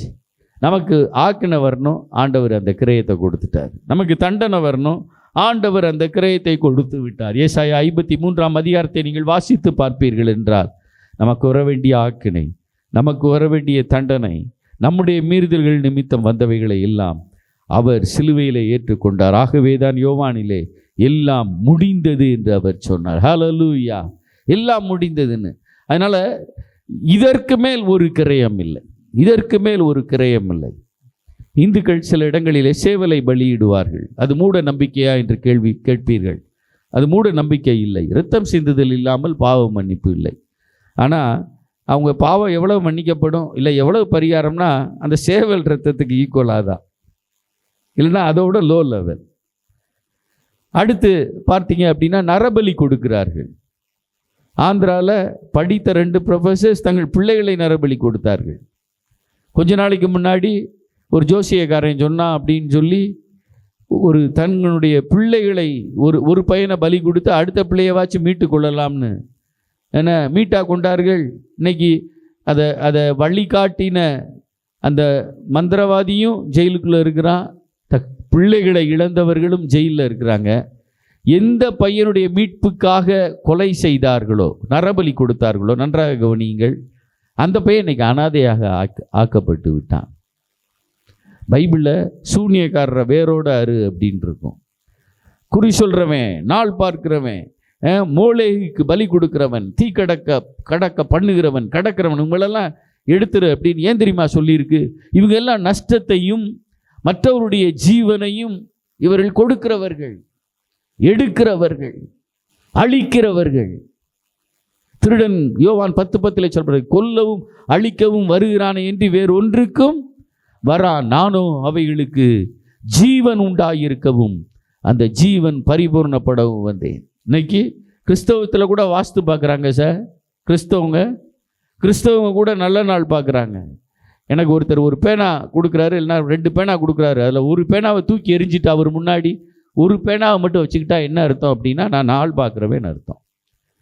ஒரு நாளை நல்ல நாள்னு சொல்லி ஒரு நாளை கெட்ட நாள்னு. ஆண்டவர் உண்டு பண்ணின 365 நாளும் நமக்கு நல்லது. ஹல்லேலூயா. நம்புகிறவங்க ஸ்தோத்திரம் சொல்லுங்க. எந்த நாளும் எதுவும் செய்யலாம், ஆனால் ஞாயிறு கர்த்தருக்கு பிரியமான காரியங்களை மட்டும் செய்ய உங்களை நீங்கள் ஒப்பு கொடுங்கள். என்ன, எனக்கு தெரிந்த ஒரு மதுரையில் ஒரு தியேட்டர் ஓனர் ஒருவர் உண்டு. அவருடைய மனைவி ஆண்டவர் மேல் நம்பிக்கை உள்ளவர்கள். இந்த வாஸ்து பார்க்குற இடம் தான் வந்து என்ன தெரியுமா செஞ்சால், அந்த வீட்டில் கிச்சனில் அவங்க சமைக்கிறாங்கல்ல அந்த இடத்த மட்டும் மாற்றணும். அதனால் ரோட்டுக்கும் வீட்டுக்கும் நடுவில் ஈவன் கார் செட்டை கூட கொடுக்கல அவங்களுக்கு. ஒரு தாழ்வாரம் போட்டு இதில் சமைச்சா உங்களுக்கு எல்லாமே மாறிடும்னு சமைச்சாங்க, மாறலை. அதுக்கப்புறம் சொன்னாங்க அந்த வீடை இடித்து கட்டிடுங்க எல்லாமே மாறிடும்னு. மதுரையில் முக்கியமான இடம், சொன்னேன்னா கண்டுபிடிச்சிருவீங்க, அதனால் சொல்லலை. கம்ப்ளீட்டாக டெமாலிஷ் பண்ணார். ஒய்ஃப்ட்ட சொன்னார் 30 லட்சம் ரூபா நமக்கு நஷ்டம்னு. 1 கோடிக்கு மேலே ஆகிருக்கும். எனக்கு ஒரு பில்டிங்குடைய எக்ஸ்பென்ஸ் எவ்வளோ ஆகும்னு தெரியும். 1 கோடிக்கு மேலே கட்டி வீடு கிரக பிரவேசம் வைக்கிறதுக்கு முன்னாடி வாஸ்து பார்க்குற ஆள் வந்தார். வந்து சொன்னார் எல்லாமே நல்லா இருக்குது, வாட்டர் டேங்க் மட்டும் அந்த பக்கம் இருக்கக்கூடாது, இந்த பக்கம் மாற்றுங்க அப்படின்னு சொன்னார். வாட்டர் டேங்கை இங்கே மாற்றினாங்க. என்ன, வாட்டர் டேங்க் மாற்றி வாஸ்து அந்த இது கிரக பிரவேசத்துக்கு முந்தின நாள் மழை பெஞ்சிச்சு. வீட்டுக்குள்ளே போனால் வீட்டு ஹாலில் இருந்து மழை பொழியுது. வீட்டு ஹாலில் இருந்து மழை தண்ணி அப்படி சொட்டு சொட்டாக விழுது. எந்த இடத்துல கிராக் இருக்குன்னே மதுரையில் பெரிய இன்ஜினியர்னால் கண்டுபிடிக்க முடியல. ஒரே ஒரு வார்த்தை சொன்னார், அது ஒரு வெராண்டாவில் கிராக் ஆனால் கூட இங்கே வரைக்கும் கிராக் ஆகும்னு. வாஸ்து பார்த்தது, வாட்டர் டேங்கே இடித்து மாற்றிட்டாங்க. என்ன, அதுக்கப்புறம் பார்த்தா கணவனும் மனைவியும் சேர்ந்து வாழலை. 1 கோடி தானே சாதாரணமாக நீங்கள் நினைக்கலாம், ஆனாலும் அது ஒரு பண விரயம், அது ஒரு மன நஷ்டம். அவைகளை உண்டு பண்ணுகிறவர்களை கர்த்தர் விரும்புவது இல்லை. கிறிஸ்தவ ஆலயத்திலிருந்து நாள் பார்க்காதே, வேதத்தை கையில் வைத்து கொண்டு வாஸ்து பார்க்காதே, அது உனக்கு சாபமாய் முடியும். இந்த வார்த்தையை எங்கிருந்து கேட்டாலும் எவ்வழியாக கேட்டாலும் கர்த்தர் உன்னை பார்த்து சொல்லுகிறார், ஆண்டவர் உனக்கு கொடுத்த அத்தனை நாட்களும் ஆசீர்வதிக்கப்பட்டவைகள், அத்தனை வழிகளும் உனக்காக திறக்கப்பட்டவைகள். ஒருவனும் விருத்த சேதமில்லாத வல்லமைகள் உன் வீட்டிற்குள் வராத வரைக்கும் கர்த்தர் உன்னை ஆசீர்வதிக்க முடியும். தேவனால் கூடாத காரியம் ஒன்றுமில்லை. Then have faith in him wholeheartedly. ஆண்டவர் மேலே முழு நம்பிக்கையாக இருக்கணும். யோபுவை எடுத்து பாருங்க, அவன் சொல்றான், என்னை கொன்று போட்டாலும் உண்மையில் நம்பிக்கையாக இருப்பேன். அனனியா, மிசாவேல், அசரி அவங்க என்ன சொல்கிறாங்க, எங்கள் தேவன் எங்களை விடுவிக்க வல்லவர், விடுவியாமல் போனாலும். அப்போ அவங்களுக்கு ஆண்டவர் மேலே முழு நம்பிக்கை. நல்லா கவனிச்சு பாருங்க, அது ஆண்டவர் தான்ற நம்பிக்கை இருந்துச்சு. ஆனால் அங்கே அடுத்த ஃபெய்த் எப்படி இருந்துச்சுன்னா, ஒரு சமயம் ஆண்டவர் விடுவிப்பார், அப்படி இல்லைன்னா நம்ம அக்னி சூழலில் போட்டு பஸ்பமாக கூட போயிடலாம். என்ன ஆனாலும் ஆண்டவனாக வச்சு நான் மரிப்பதினாலே ஆண்டவர் என்னை பரலோகத்தில் சேர்த்து கொள்வார் என்ற ஒரு நித்திய நம்பிக்கை அவங்களுக்கு இருந்துச்சு. ஆனால் பைபிளில் நீங்கள் பாருங்கள், அவங்க அனனியா, மிசாவேல், அசரியா உலாவும் முன்பு அவர்கள் அறியாத ஒரு நபர் 4வது நபராய் அவர்களோடு உலாவினார். இன்னைக்கு நம்ம நிற்பதும் நிர்மூலமாகாமல் இருப்பதும் அவருடைய கிருபை. எத்தனையோ முறை நாம் காக்கப்பட்டிருக்கிறோம், அறிந்து காக்கப்பட்டிருக்கிறோம், அறியாமல் காக்கப்பட்டிருக்கிறோம். எலக்ட்ரிசிட்டி என்ன, அதிலிருந்து நாம் காக்கப்பட்டிருக்கிறோம் எத்தனையோ முறைகள். என் வாழ்க்கையில் அதை சாட்சி சொல்ல முடியும். நம்முடைய சர்ச்சில் இருந்து ஒரு டி அடிக்ஷன் சென்டர், அதில் போய் ஒரு ப்ரோக்ராம் நடத்தினோம். அந்த ப்ரோக்ராம் நடத்திட்டு நல்லா இருந்துச்சு, ஆசீர்வாதமாக இருந்துச்சு. அங்கே உள்ள திங்ஸ் எல்லாம் எடுத்துகிட்டு வாங்கன்னு சொன்னோம். அதில் ஒருத்தர் அந்த எக்ஸ்டென்ஷன் பாக்ஸை வச்சுட்டு வந்துட்டார். நான் ஃபோன் பண்ணேன் அந்த டி அடிக்ஷன் சென்டர், அவருக்கு ஒரு எக்ஸ்டென்ஷன் பாக்ஸ் அங்கே விட்டுட்டு வந்துட்டாங்களா, அது நல்ல லாங் வயர் இருக்கும், என்ன எக்ஸ்டென்ஷன் பாக்ஸ் அங்கே விட்டு வந்துட்டாங்களா. அவர் சொன்னார், பாஸ்டர் விட்டுட்டு போயிட்டாங்க, அது எனக்கு தேவை, நான் வச்சுக்கிறேன் அப்படின்ட்டார். அதனால் இவரை போய் எடுங்கன்னு நான் சொல்லலை. ஆனால் அந்த விட்டுட்டு வந்தவருக்கு ஆசை, நம்மனால தானே பாஸ்டர் எக்ஸ்டென்ஷன் பாக்ஸ் போச்சு, என்கிட்ட இருக்க ஒன்று தெரிஞ்சுக்கோங்க, இங்கே எது நஷ்டம்னாலும் அது உங்கள் பணம், அது தெரிஞ்சுக்கோங்க. ஸ்பீக்கர் தானே போகட்டும், பாஸ்டர் பர்சனில் இருந்து வரும், பாஸ்டர் பையன் கொண்டு அனுப்புவார் அப்படின்னு நினைக்காதீங்க. பல காரியங்கள் உங்களுடைய கரங்களில் இருந்து தேவனுக்காக ஊழியத்துக்காக பெற்றுக்கொண்டவைகள். அதன் பாதுகாப்புக்காக நீங்கள் ஜெபிக்கணும், அதில் உதவி செய்கிறவர்களுக்காக ஜெபிக்கணும். எதையும் ஜாக்கிரதையாக செய்யணும், கேர்லெஸ்ஸாக. சில வீடுகளில் ஒரு 10,000 ரூபா நஷ்டம்னா அப்படியே துடிப்பாங்க. அதுபோல தான் அவங்களுடைய உள்ளே இருக்க வேண்டும். ஒரு நாள் நான் ஒரு சர்ச்சுக்குள்ளே ஒரு சண்டே கிளாஸ் ரூம்குள்ளே போனேன். அங்கே ஃபுல்லாக அந்த வால் ஃபேன் இருந்துச்சு பிள்ளை, ஏன்னா அது லோ சீலிங், அதனால் அந்த பாஸ்டர் வால் ஃபேன், அது ஒவ்வொரு ஃபேனாக ஒரு பையன் உடச்சிக்கிட்டே இருந்தான். நான் நேராக அவங்க அப்பா அம்மாவை கூப்பிட்டேன், உங்கள் காணிக்க, உங்கள் ஃபேன், பிள்ளைகளை சொல்லி வழங்க அப்படின்னு. அவங்களுக்கு அது அக்செப்ட் பண்ணவே முடியலை. இது என்னடா அப்படி சொல்கிறாரு இவர் அப்படின்னு சொல்லி. அவங்க வீட்டில் அப்படி அந்த பையன் ஃபேனை உடைச்சா அவங்க விடுவாங்களா? 5-6 ஃபேன் இருந்திருக்கும் அந்த சண்டே கிளாஸ் ரூமில். இன்றைக்கி அவன் ஃபேனு மட்டும் இல்லை, அவங்க அப்பா அம்மா இருதயத்தையே உடைக்கிற அளவுக்கு வந்துட்டான். அதனால் நான் சொல்கிறேன், ஜாக்கிரதையாக நாம் இருக்க வேண்டும். Have faith in him wholeheartedly. ஆண்டவரை நம்பும்போது முழு மனசாக நம்ம நம்பிடணும். Just like Job, just like Hananiah, Mishael and Azariah, Daniel, Ezra, நெகேமியா, ஜோசுவா, மோசஸ், அவர்களைப் போல நாம் நம்ப வேண்டும். கர்த்தர் அதில் ஒப்பு கொடுத்ததை அந்நாள் வரைக்கும் அவர் பாதுகாத்து கொள்ள வல்லமை உள்ளவர். டிஜிஎஸ் தினகரன் சின்ன பையனாக இருக்கும்போது நுரையீரலிலே பாதிக்கப்பட்டவராயிருந்தார். கெனத் இ. ஹேகின் அவரும் சரீரத்தில் பாதிக்கப்பட்டவராயிருந்தார். ஓரல் ராபர்ட்ஸ் உலகம் அறிந்த நபர், அவரும் அதே நுரையீரல் பாதிக்கப்பட்டவராகத்தான் இருந்தார். டிஜிஎஸ் அவருடைய வாலிப பிராயத்திற்கு முன்பு சிறு பிராயத்தில் நடந்த அனுபவம். அவர் அந்த சுவாசம் உங்களால் ப்ரீத் பண்ண முடியலை. அவங்க அம்மாவை பார்த்து கேட்டிருக்கிறார், நான் இறந்துருவேனா அப்படின்னு. உடனே அவங்க அம்மா சொல்லியிருக்காங்க, நீ ஊழியம் செய்ய வேண்டாம், அதுக்கு ஒப்பு கொடுத்து ஜோம் பண்ணியிருக்கேன். நீ ஊழியம் செய்கிற வரைக்கும் நீ என்ன செய்ய மாட்ட, சாக மாட்டேன்னு சொல்லி. எத்தனை முறை தெரியுமா? அதன் பின்பு தன் ஜீவனை மாய்த்து கொள்ள அவர் ஓடினார். சாது சுந்தர் சிங் லூதியானா எக்ஸ்பிரஸிலே தன்னை மாய்த்து கொள்ள ஓடினார். நான் அறிந்த ஒரு ஊழியர் தற்கொலைக்காக ஓடினார். ஆனால் கர்த்தர் அவர்களை எல்லாம் பாதுகாத்தார். காரணம் என்ன தெரியுமா? ஒன்று, அவர்கள் கர்த்தரை முழு இருதயத்தோடு பிடித்து கொண்டார்கள். இல்லை என்றால் அவருடைய பெற்றோர் முழு மனதோடு பிடித்து கொண்டார்கள். டிஜிஎஸை நீங்கள் எடுத்தீங்கன்னா அந்த இடத்துல அவருடைய தாயார் தான் முழு விசுவாசத்தோடு இருந்தார்கள். உங்கள் விசுவாசம் உலகத்தை ஜெயிக்கும்.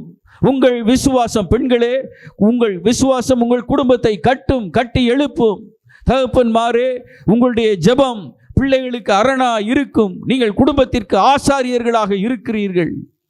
சில வேளைகளிலே நீங்கள் பெரிய சொத்தை சேர்த்து வைக்காதது போல இருக்கலாம். ஆனால் உங்களுடைய ஜெபம், உங்களுடைய விசுவாசம் அநேக தீமோத்தேயுக்களை உருவாக்கும், தீத்துவை உருவாக்கும், பவுலை எழுப்பும். தேவனால் கூடாத காரியம் ஒன்றுமில்லை. உங்களுடைய வாழ்க்கையில் தேவனுக்கு முழுமையாக நம்ப பழகி கொள்ளுங்கள். டாக்டர் பில்லி கிரஹாம் ஊழியத்தில் அவர்தான் அற்புதத்தில் சிறந்தவர். டாக்டர் ஓரல் ராபர்ட்ஸ் அற்புதங்களை செய்வதில்லை. ஆனால் அநேகரை ஆண்டோடைய ஆச்சரியமான ஒளியிடத்திற்கு கொண்டு வந்தவர் பில்லி கிரஹாம். அந்த பில்லி கிரஹாமை பேட்டி எடுக்க நேரம் இல்லை. ஒரே ஒரு நாள் அவரை பேட்டி எடுத்துட்டு அமெரிக்காவுக்கு நீங்கள் பிரசிடெண்ட்டாக மாறிடுங்க அப்படின்னு சொல்லியிருக்கிறாங்க. அவர் என்ன பதில் சொல்லியிருப்பார்? இப்போ நம்மளை கூப்பிட்டு கேட்குறோம்னு வைங்க, தமிழக முதலமைச்சராக அங்கே அல்லோகல்லப்பட்டுக்கிட்டு இருக்கிறார்கள், நீங்கள் போய் உட்கார உங்களுக்கு ஒரு தருணம் அப்படின்னா நம்ம உடனே என்ன சொல்லுவோம்? ஸ்தோத்திரம், அல்லேலூயா, யோசிக்கிறேன் அப்படியா சொல்லுவோம். உடனே கூப்பிட்டு போங்கன்னு போனாதான்டா தெரியும் என்ன. ஆனால் டாக்டர் பில்லி கிரஹாம் பொறுத்த வரைக்கும் அமெரிக்காவுக்கு போயிருக்கலாம், பிரசிடெண்ட் ஆகியிருக்கலாம். அவர் சொன்னார், I don't want to come down. அவர் சொல்லியிருக்காரு, இதுக்கு கீழே நான் போக விரும்பலை, நான் பிரசிடெண்ட்டுக்கு மேலே இருக்கேன்டா, பிரசிடெண்ட்டுக்கு மேலே இருக்கிறேன். அமெரிக்கா பார்லிமெண்ட்டு கூடணும்னா நான் ஜெபம் பண்ணாதான் கூடும். இன்னைக்கு வரைக்கும் அமெரிக்கா பார்லிமெண்ட்டு கடைசி ஜெபம் பில்லி கிரஹாமுடைய மகன் ஜெபம் பண்ணியிருக்கிறாரு. அதுக்கப்புறம் தான் இப்போ இருக்கிறாரே ட்ரம்ப்பு, நல்லவரா கெட்டவரான்னு கட்டே பிடிக்க முடியல, போய் சொல்லி கொடுத்துறாதீங்க, அடிச்சு விடுவார். எவ்வட்டாடிடு கலைநகர்லேருந்து கத்திக்கிட்டு இருக்க அப்படின்னு சொல்லி அவர் பிரமாணம் பண்ணும்போது கூட பில்லி கிரஹாம் மகன் தான் வந்து ஜெபம் பண்ணியிருக்கிறாங்க. அந்த பில்லி கிரஹாம் அவங்களுடைய அம்மாட்ட போய் கேட்டிருக்காங்க, உங்கள் மகனுடைய ஊழியத்தின் சிறப்பு என்ன அப்படின்னு. அவங்க ஒன்றே சொல்லியிருக்காங்க, எனக்கு ஒன்றுமே தெரில, சிறப்பாக ஊழியம் செய்கிறான், ஆனால் ஒன்று தெரியும், எல்லாத்தையும் அவன் ஆண்டவருக்குன்னு கொடுத்துட்டான், ஆண்டவர் தான் எல்லாம் அவன் அக்செப்ட் பண்ணுறான் அப்படின்னு. இன்னைக்கு சொல்கிறேன், உங்கள் வாழ்க்கையில் உயர்வு வரும், ஆண்டவரை விட்டுறாதீங்க, ஆண்டவரை நம்புங்க. உங்கள் வாழ்க்கையில் சில வேளைகளில் தாழ்ச்சிகள் வரலாம், மேபி வரும்னு நான் சொல்லலை, வரலாம். அந்த வேளையிலையும் ஆண்டவரை பிடிச்சிக்கோங்க. இன்றைக்கி ஒரு தலைவலிக்காக ஆலயத்தை விட்டு போனவர்கள், என்ன ஒரு சிறு பிரச்சனை வந்த உடனே ஆண்டவரை விட்டு போனவங்க எத்தனை பேர் தெரியுமா? ஆனால் ஆண்டவர் தன்னையே தந்தவர், மற்ற எல்லாவற்றையும் அருளாதிருப்பது எப்படி என்ற நிச்சயத்தோடு அவர் நின்று கொண்டிருக்கிறார். இன்னைக்கு சிலர் பிரச்சனைகள், சில வேளைகள் நம்ம பிரச்சனை தான் நமக்கு பெருசாக தெரியுது. ஊழியர்களாக இருப்பதில் அதில் நன்மையும் உண்டு, கஷ்டங்களும் உண்டு, தீமை உண்டு கூட நான் சொல்லலை. அதில் ஒன்று தெரியுமா, அநேகருடைய வாழ்வை நாம் காண்போது கர்த்தர் நமக்கு இந்த காரியத்தெல்லாம் கொடுத்துருக்கிறாரே, இந்த தருணத்தெல்லாம் கொடுத்துருக்கிறாரே, இந்த ஆசீர்வாதத்தெல்லாம் கொடுத்துருக்கிறாரே, அப்படி என்ற எண்ணம் நமக்குள்ள இருக்கும். தீமை என்ன தெரியுமா, எங்களுக்கு கஷ்டங்கள் என்ன தெரியுமா, அநேக நற்செய்திகள் போல் அநேக துர்ச்செய்திகள் கூட வரும். நேற்று மாலை 8 மணிக்கு எனக்கு ஒரு செய்தி வந்தது. நான் இருந்த பழைய திருச்சபையிலே உள்ள ஒரு சகோதரி, 54 வயது, தயாளன்னு தெரியுமா உங்களுக்கு? 56 சரி, தயாளன் அப்படின்னு சொல்லி நம்ம ஆலயத்துக்கு கூட மிந்தி வந்தார். நம்ம இந்த ஆலயத்தை கட்டுவோன்னொன்னே அவர் கொஞ்சம் வருத்தம். அவர் கலைநகர்லேயே இருந்திருக்கலான்னு விரும்பினார், அவ்வளவுதான்.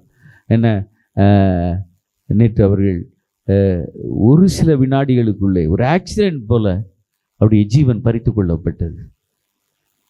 இன்னைக்கு உங்கள்கிட்ட முன்னாடி இருந்து பிரசங்கம் பண்ணுறேன், முடிஞ்ச உடனே இது நேற்று மாலை தான் என் ஒய்ஃப் மதுரைக்கு வந்தாங்க, நைட் தான் வந்தாங்க.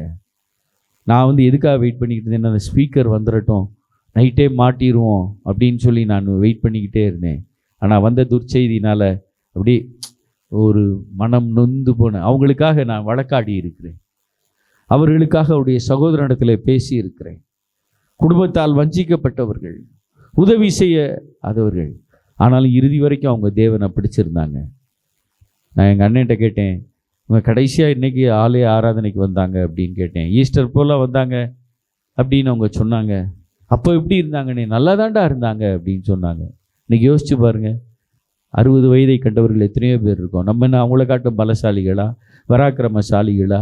இல்லைன்னா நம்ம டிஎன்ஏ வேறவா? ஆனால் கர்த்தர் நம்மை இதுவரைக்கும் பாதுகாத்து இந்த இடத்துல நம்மை நிறுத்தி இருக்கிறார். கற்பத்திலேயே சில குழந்தைகள் அழிக்கப்படுகிறது. 3 வயது 5 வயது இரக்கமில்லாமல் நம்முடைய தேசத்திலே அழிக்கப்படுகிறார்கள். பெண் பிள்ளைகளை பாதுகாப்போம் என்று சொல்லுகிறார்கள். எவே வந்தாலும் பாதுகாக்க முடியாது, எழுதி வச்சுக்கோங்க. எவே வந்தாலும் பாதுகாக்க முடியாது, கர்த்தரே அற்புதத்தை செய்யாவிடில். இல்லை என்றால் அதுக்கு ரூட் காஸ்ட் என்னன்னு பார்த்து அது அகற்றப்படாவிட்டால் பிள்ளைகள் மேலே 24 மணி நேரமாக பாதுகாப்பாக இருக்க முடியும்? எந்த போலீஸால் இருக்க முடியும்? எந்த அரசாங்கத்தால் இருக்க முடியும்? எதிர்கட்சியாக இருந்தால் கத்திக்கிட்டே இருக்கலாம், அவ்வளவுதான். கர்த்தர் தான் உங்கள் பிள்ளைகளை பாதுகாப்பார். இஸ்ரவேலை காக்கிறவர் உறங்குவதும் இல்லை தூங்குவதும் இல்லை. இந்த வார்த்தைகளை கேட்கிற உங்களுக்கு ஒரு வார்த்தையை சொல்கிறேன், உங்கள் பிள்ளைகளின் மேல் கர்த்தருடைய நிழல் இருக்கும், கர்த்தருடைய பாதுகாவல் இருக்கும். கர்த்தர் உங்களை ஆசீர்வதிப்பார். உங்களுடைய சாபங்கள் முறிக்கப்பட வேண்டும் என்றால் ஆண்டவரையே முழுமையாய் பற்றி கொள்ளுங்கள். உம்மை உறுதியாய் பற்றி கொண்ட மனதையுடையவன் உண்மையே நம்பி இருக்கிறபடியினால் அவனை பூரண சமாதானத்துடன் பாதுகாத்து கொள்வீர். 5வதாக இந்த ஒரு காரியத்தை பேசினேன்னா எனக்கு நேரம் ஆகிருமான்னு தெரில, ஆனாலும் இதை தலைப்பை சொல்கிறேன். பே த டெட். கடனை நீங்கள் அடையுங்கள். கடனை அடையுங்கள் அப்படின்னோன்னா பணத்தை நீங்கள் நினச்சிடாதீங்க, பணமும் இருக்கலாம். இந்த வார்த்தையை கவனிச்சுக்கோங்க. இதை திரும்ப வந்து பேசுவோம் நேரம் இருந்தால். கடனை அடையுங்கள். ரிப்பன், மனம் திரும்புங்கள், மனம் திரும்புங்கள். சாபத்தீடான காரியங்கள் இருந்தால் அதை அகற்றுங்கள். சாபத்தீடான காரியங்கள் எடுத்திருந்தால் கொடுத்து விடுங்கள். இது எல்லாமே 4வது தலைப்பு. அதுதான் கடனை அடையுங்கள். அப்படின்னா யாருடையாவது அபகரித்து இருந்தால் அவைகளை கொடுத்து விடுங்கள், எடுத்திருந்தால் கொடுத்து விடுங்கள். பேசி இருந்தால் சிலர் எப்படி தெரியுமா, பயங்கரமாக பேசிடுவாங்க கோபத்தில். இப்போ நான் அந்த கர்ச்சீஃப் இருக்குல்ல, 3வது தரம் துவைச்சும் வெள்ளை ஆகலைன்னு போய் நான் சத்தம் போட்டிருந்தேன்னு வச்சுக்கோங்க, இன்றைக்கி உங்கள் நடுவில் சந்தோஷமாக பிரசங்கம் பண்ண முடியாது. இப்போ ஒரு கர்ச்சீஃப் போடுறதுனால ஒன்றும் குடி மூழ்கி போகாது. 40 ரூபா போட்டால் ஒயிட் கர்ச்சீஃப் வாங்கிக்கலாம், போகட்டும். பேசி இருந்தால் மன்னிப்பை பெற்றுக்கொள்ளுங்கள். பகைஞரை நேசித்து விடுங்கள். இது ரொம்ப எளிமையான வரி. பகைஞரை என்ன செஞ்சுருங்க? நேசித்து விடுங்கள். Even forgive your self. உங்களையும் நீங்கள் மன்னித்து விடுங்கள். அதனால தான் இந்த பாயிண்ட்டை நான் என்னால் தொட்டால் முடிக்க முடியாது அப்படின்னு சொன்னேன். உங்களையும் நீங்கள் மன்னித்து விடுங்கள். சில வேளையில் அப்பா அம்மா மறந்துடுவாங்க, மன்னிச்சிருவாங்க. குடும்பம் மறந்துடும், மன்னிச்சிரும். அரசாங்கத்துக்கு நீங்கள் செஞ்ச தப்பே தெரியாது.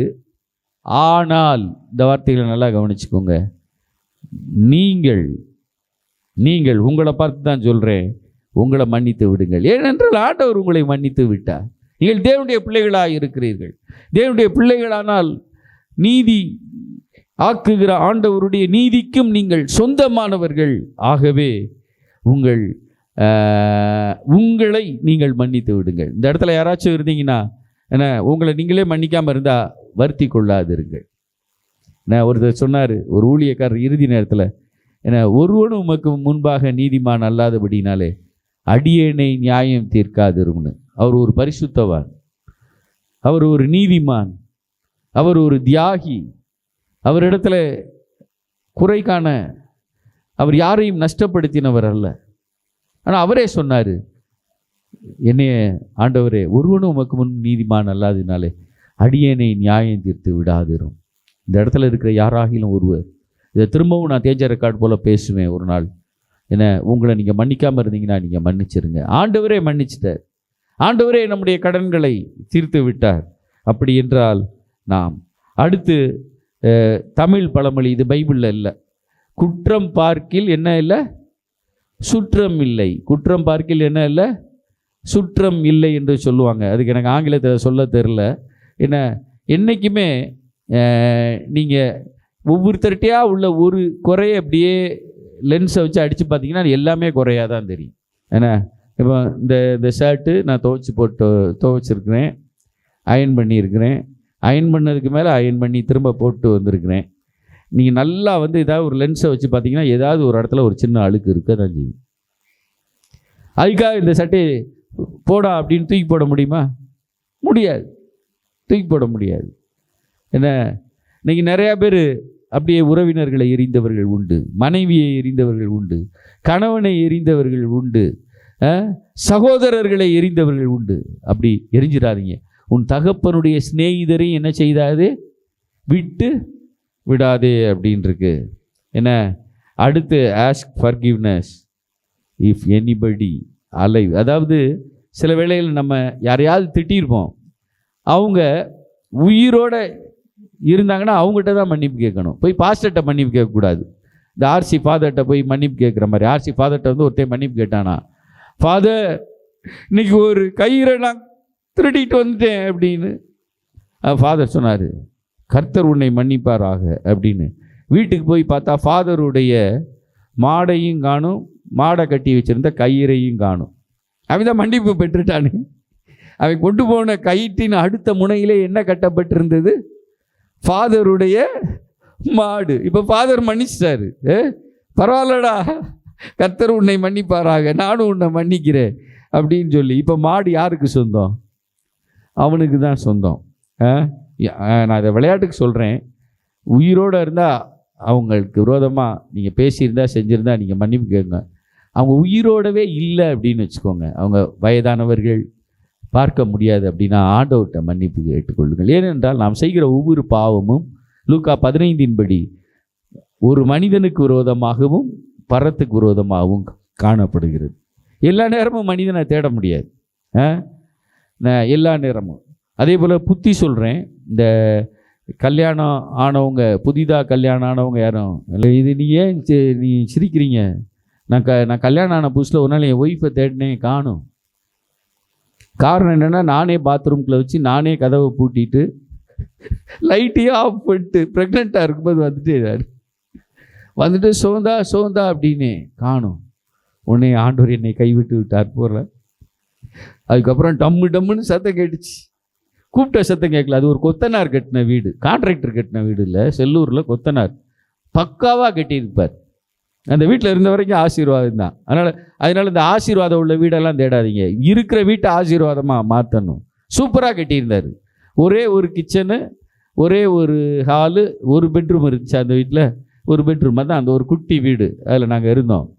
அதில் கதவை அடைச்சிட்டா சத்தம் கேட்காது. அப்புறம் அவங்க கதவை டம்முன்னு தட்டினோன்னு தான் போய் திறந்து விட்டேன். அதனால தான் சொல்கிறேன், இன்றைக்கி வருகை என்ன செய்யலை, வரல. இந்த புதுசாக கல்யாணம் ஆன பையங்க எல்லாத்தையும் சொல்கிறேன் அப்படின்னு சொல்லி ஒய்ஃப்ட்ட மன்னிப்பு கேட்குறேன்னு சொல்லி, உனக்கு முன்னாடி ஒரு 3 பேரை நான் நேசித்தேன், உடனே அந்த பிள்ளை கேட்கும், அதனால பரவாயில்ல அப்படின்னு சொல்லிட்டு ஒவ்வொரு பேராக கேட்கும். சொல்லுங்கள், நீங்கள் சந்திராவா? ஆமாம். அதுக்கப்புறம் யார்? அதுக்கப்புறம் உமாவா? ரைட்டு. அதுக்கப்புறம் யார்? சுந்தரியா? எல்லாத்தையும் கேட்டு அதுக்கப்புறம் ஃபோனில் என்னைக்காவது சுந்தரி பேர் மறந்து போச்சு, உமா ஏதாவது வந்துச்சுடா பெட்டியை கட்டிட்டு அம்மா வீட்டுக்கு போயிடுவாங்க. அப்போ என்ன பாஸ்டர் மறைக்கணுமான்னு? அவங்கள மறைக்கவும் சொல்ல, தொடரக்கூடாது. அந்த ரிலேஷன்ஷிப்பில் என்ன செய்யக்கூடாது, தொடரக்கூடாது. ஆனால் ஒய்ஃப்ட்ட என்ன சொல்லணும், ஏய் என்னை நல்லா கவனிச்சிக்கோ, நல்லா என்னை கவனிச்சிக்கிற வரைக்கும் நான் உனக்கு சொந்தம். அந்த வார்த்தையிலே கோடு போட்டுறணும். ஏன்னா உலகத்தில் இருக்குது, பியூலா சிஸ்டர் வீட்டுக்குள்ளே ஹஸ்பண்ட் வராருன்னு வச்சுக்கோங்க. பொதுவாக ஒய்ஃப் எப்படி இருப்பாங்க, நீங்கள் எப்படி இருப்பீங்கன்னு நான் பார்த்ததில்ல. ஒய்ஃப் இப்படி இடுப்பில் ஒரு துணியை சுற்றி, இந்த பக்கம் அந்த ஒற்றை அடிக்கிற ஒரு துணியவும் சுற்றிட்டு, கையில் ஒரு என்னது, கையில் ஒரு கரண்டி. அவர் ஆஃபீஸ்லேருந்து வருவார்ல, அவர் கம்பேர் பண்ணுவார். நமக்கு எய்த்தாப்பில் இருந்த ஸ்டெனோ என்ன போட்டிருந்துச்சு, லிப்ஸ்டிக்கு, பேஸ்மெண்ட்டாக ஃபவுண்டேஷன், அதுக்கப்புறம் பவுடர், அதுக்கப்புறம் எனக்கு பேர் தெரில. இதெல்லாம் உங்களுக்கு தெரியுமா? எனக்கு பாதி தெரியும், பாதி தெரியாது. ஃபேஸ் வாஷ் போட்டு கழுவி, நீங்கள் எத்தனை நேரம் ஃபேஸ் வாஷ் போட்டு கழுவுனாலும் அந்த கம்பெனிக்காரனுக்கு தான் லாபம். இருக்கிற கலர் தான் கடைசி வரைக்கும் உங்களுக்கு இருக்கும். எத்தனை நேரம் நீங்கள் ஃபேஸ் வாஷ் போடுங்க. அதுக்கு ஒழுங்காக ஆண்டவருடைய சமூகத்தில் போய் நல்லா ஜோம் பண்ணிட்டு வாங்க, நீங்கள் பிரைட்டாக இருப்பீங்க. தினகரன்லாம் கடைசி வரைக்கும் நல்லா பிரைட்டாக இருந்தார் அப்படின்னா காரணம் என்னென்னா, கடைசி வரைக்கும் சிங்கத்தை போல ஜெபித்து கொண்டே இருந்தார். பரிசுத்த ஆவியானவருடைய அபிஷேகத்தினால் நிரப்பப்பட்டு கொண்டே இருந்தார். அந்நிய பாஷையை பேசிக்கொண்டே இருந்தார். அடுத்தவனை பற்றி பேசாமலேயே இருந்தார். தேவனை குறித்து மட்டுமே பேசினார். வேத வார்த்தை அவருடைய வாயை விட்டு விலகவில்லை. இரக்கம் அவருக்குள்ள இருந்துச்சு, கம்பேஷனேட் ஹார்ட் அவருக்குள்ள இருந்துச்சு. அதனால அவர் கடைசி வரைக்கும் அவருடைய முகம் பிரகாசமாக இருந்தது. ஏன்னா இப்போ இந்த பாயிண்ட்டை நான் அப்புறம் பேசுகிறேன்னு சொல்லி இதில் பாதியை பேசிட்டேன். என்ன எடுத்ததை கொடுத்து விடு, அதுக்கெல்லாம் எக்ஸாம்பிள் வச்சுருக்கிறேன் நான். கடனை அடைச்சிரு, பகைவரை நேசித்து விடு. இந்த பகைவரை நேசித்து விடுனாலே அதில் முடிஞ்சு போச்சு. நம்ம நல்லோரை நேசிப்போம், நமக்காக ஜெபிக்கிறவர்களை நேசிப்போம். சிலர், அது எல்லாரும் சொல்லக்கூடாது, என்னப்போ போதகரை நேசிப்பார்கள், ஆனால் பக்கத்து விசுவாசி என்ன செய்ய மாட்டாங்க, நேசிக்க மாட்டாங்க. அப்படி இருக்கக்கூடாது, உங்கள் வலது இடது பக்கம். அடுத்து மத்தேயு 6ஆம் அதிகாரத்தில் சொல்லப்பட்டதை போல தீமை நின்று காக்கும்படி நீங்கள் ஜெபியுங்கள். என்ன செய்யணும்? தீமை நின்று காக்கும்படி நீங்கள் ஜெபிக்க வேண்டும். தீமை நின்று காக்கும்படி. இன்னைக்கு உலகத்தில் தீமைகள் பெருகி கொண்டே இருக்கிறது. சுப்பையா பிள்ளை அப்படின்னு சொல்லி சிவகாசியில் ஒரு மந்திரவாதி இருந்தார். அவர் கோடம்பாக்கம் அசம்பிளி சாவாட் சர்ச்சில் பிரசங்கம் பண்ணும்போது நான் முன்வரிசையில் இருந்தேன். அதுக்கப்புறம் சாப்பிடும்போது அவர்கிட்ட பேசினேன். அதுக்கப்புறம் தனிப்பட்ட அளவில் அவர்கிட்ட பேசினேன். ஏன்னா போன வாரம் மாதிரி திரும்ப வந்துட்டேனேன்னு கொஞ்சம் யாரும் பயப்படாதீங்க. சுப்பையா பிள்ளையை பற்றி எத்தனை பேர் கேள்விப்பட்டிருக்கிறீங்க? சிவகாசியில் அவர் பிற ஊழியக்காரராக ஜோசுவா பிள்ளைன்னு மாற்றிக்கிட்டார்னு நினைக்கிறேன். ஜோசுவா சுப்பையா பிள்ளையோ ஏதோ சொல்லி அவர் பேரை மாற்றிக்கிட்டாரு. வேஷ்டி சட்டையில் ஜிப்பாவில் இருப்பார்.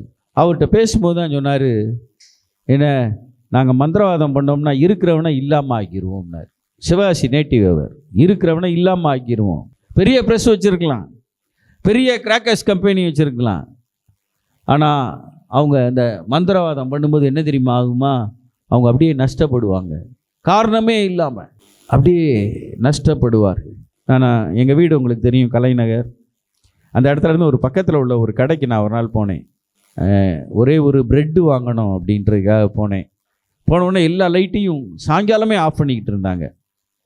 உடனே இந்த ப்ரெட்டை மட்டும் எடுத்துகிட்டு நான் பில் மட்டும் பண்ணிவிட்டு ஓடிடுறேன் அப்படின்னு சொல்லி எடுத்து வந்தேன். என்னை கரெக்டாக ஸ்ட்ரைக் ஆச்சு. இந்த கடைக்கு விரோதமாக ஒரு பில்லி சூனிய வல்லமை கிரியை செய்து கொண்டிருக்கிறது அப்படின்னு சொல்லி. அதுக்கு காரணம், அதுக்கு எய்த்தாப்பில் ஒரு கடை ஃப்ளரிஸ்டாக ஓடிக்கிட்டு இருந்துச்சு. இவங்க இந்த கடையை ஆரம்பித்த உடனே அந்த கடையக்காரரு படுத்துட்டார், விற்க முடியலை. அவர் எம்ஆர்பியில் விற்கிறவர். சில நேரம் எம்ஆர்பியோட கூட காசுக்கு விற்பார். ஆனாலும் இந்த கலைநகரில் வசதியானவங்களாக இருக்கிறனால போய் வாங்குவாங்க. எனக்கு கரெக்டாக அந்த கடைக்குள்ளே உள்ளே போகிறேன். கடைக்குள்ளே உள்ளே போனவுடனே சாயங்காலம் லைட் ஆஃப் பண்ணுறான், பிஸ்னஸை க்ளோஸ் பண்ண போகிறான். எனக்கு கரெக்டாக தெரிஞ்சு இது ஒரு பில்லி சூனிய வல்லமை இந்த கடைக்கு விரோதமாக இருக்குன்னு. ஆனால் நான் வந்த வேலை ப்ரெட்டை வாங்கிட்டு நான் ஜோம் பண்ணல. அந்த கடைக்கு ஓப்பனாக நான் சொல்லிக்கிறேன், இதான் உலகம் அப்படின்ட்டு வந்தேன்.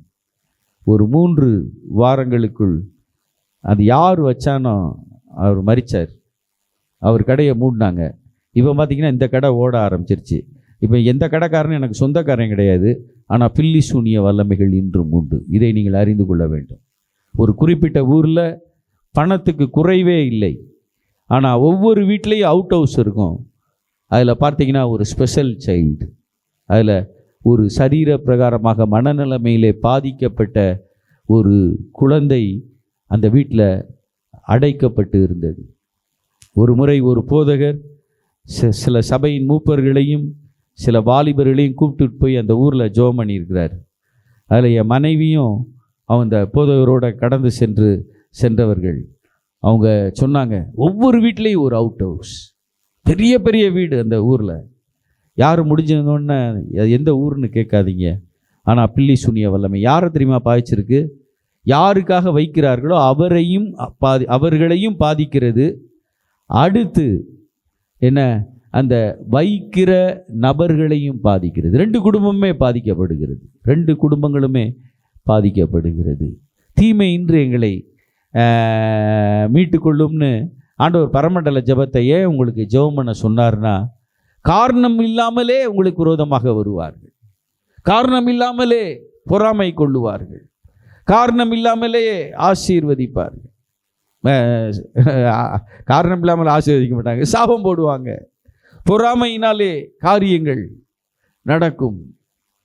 அப்படி நடக்கும்போது கர்த்தர் தான் உங்களை தீமை நின்று காத்து கொள்ள வேண்டும். ஒரு குடும்பத்தில் எல்லா நிலைமையிலும் பாதிக்கப்பட்டவங்க, அவங்க திருமணத்திற்கு நாங்கள் சொல்லி வச்சு எல்லாருமே உதவி பண்ணோம். நான், பாஸ்டர் பென்னி, எல்லாருமே என்ன எப்படியாகிலும் என்ன யங் ஏஜ்லேயே அவங்க பாதிக்கப்பட்டவங்க, அவங்களுக்கு ரொம்ப உதவிகள் கிடையாது. ஒரு பெரிய ஃபேமிலியிலேருந்து வந்தவங்க, எங்களுக்கு உறவினரும் கூட. அவங்க கடைசியாக என்ன தெரியுமா நடந்துச்சு, அவங்க எல்லா ஊழியர்களுக்கு விரோதமாக பேச ஆரம்பித்தாங்க. காரணம், இந்த ஊழியர்கள்ட்ட காசு கொட்டி கிடக்குது அப்படின்னு. எப்படியா கொட்டி கிடக்கும்? எப்படி கொட்டி கிடக்கும் காசு கேட்குறேன். தேவைகளை சந்திக்கிறாரு. எனக்கெல்லாம் பண கஷ்டம் இல்லை, ஓப்பனாக நான் சொல்கிறேன். என் தேவைகளை கர்த்தர் சந்திக்கிறார். ஆனால் அந்த ஒரு உதவி செஞ்சோம் பார்த்தீங்களா, கொஞ்ச நாளைக்கு முன்னாடி என் ஒய்ஃப் வந்தாங்க. என்ன, அவங்களுக்கு திரும்பவும் ஒரு உதவி செய்யணுமான்ற மாதிரி ஒரு இன்டெரக்டாக ஒரு வார்த்தையை கேட்டாங்க. நான் சொன்னேன், இன்னும் ஏதாவது உன்னைய குழியில் இறக்கணும்னா ஒருக்கா செஞ்சுக்கோ அப்படின்னு சொன்னேன். உன்னைய குழியில் இறக்கணும், இதே வார்த்தை தான் சொன்னேன். போய் நீ உதவி செய் அப்படின்னு சொன்னேன்.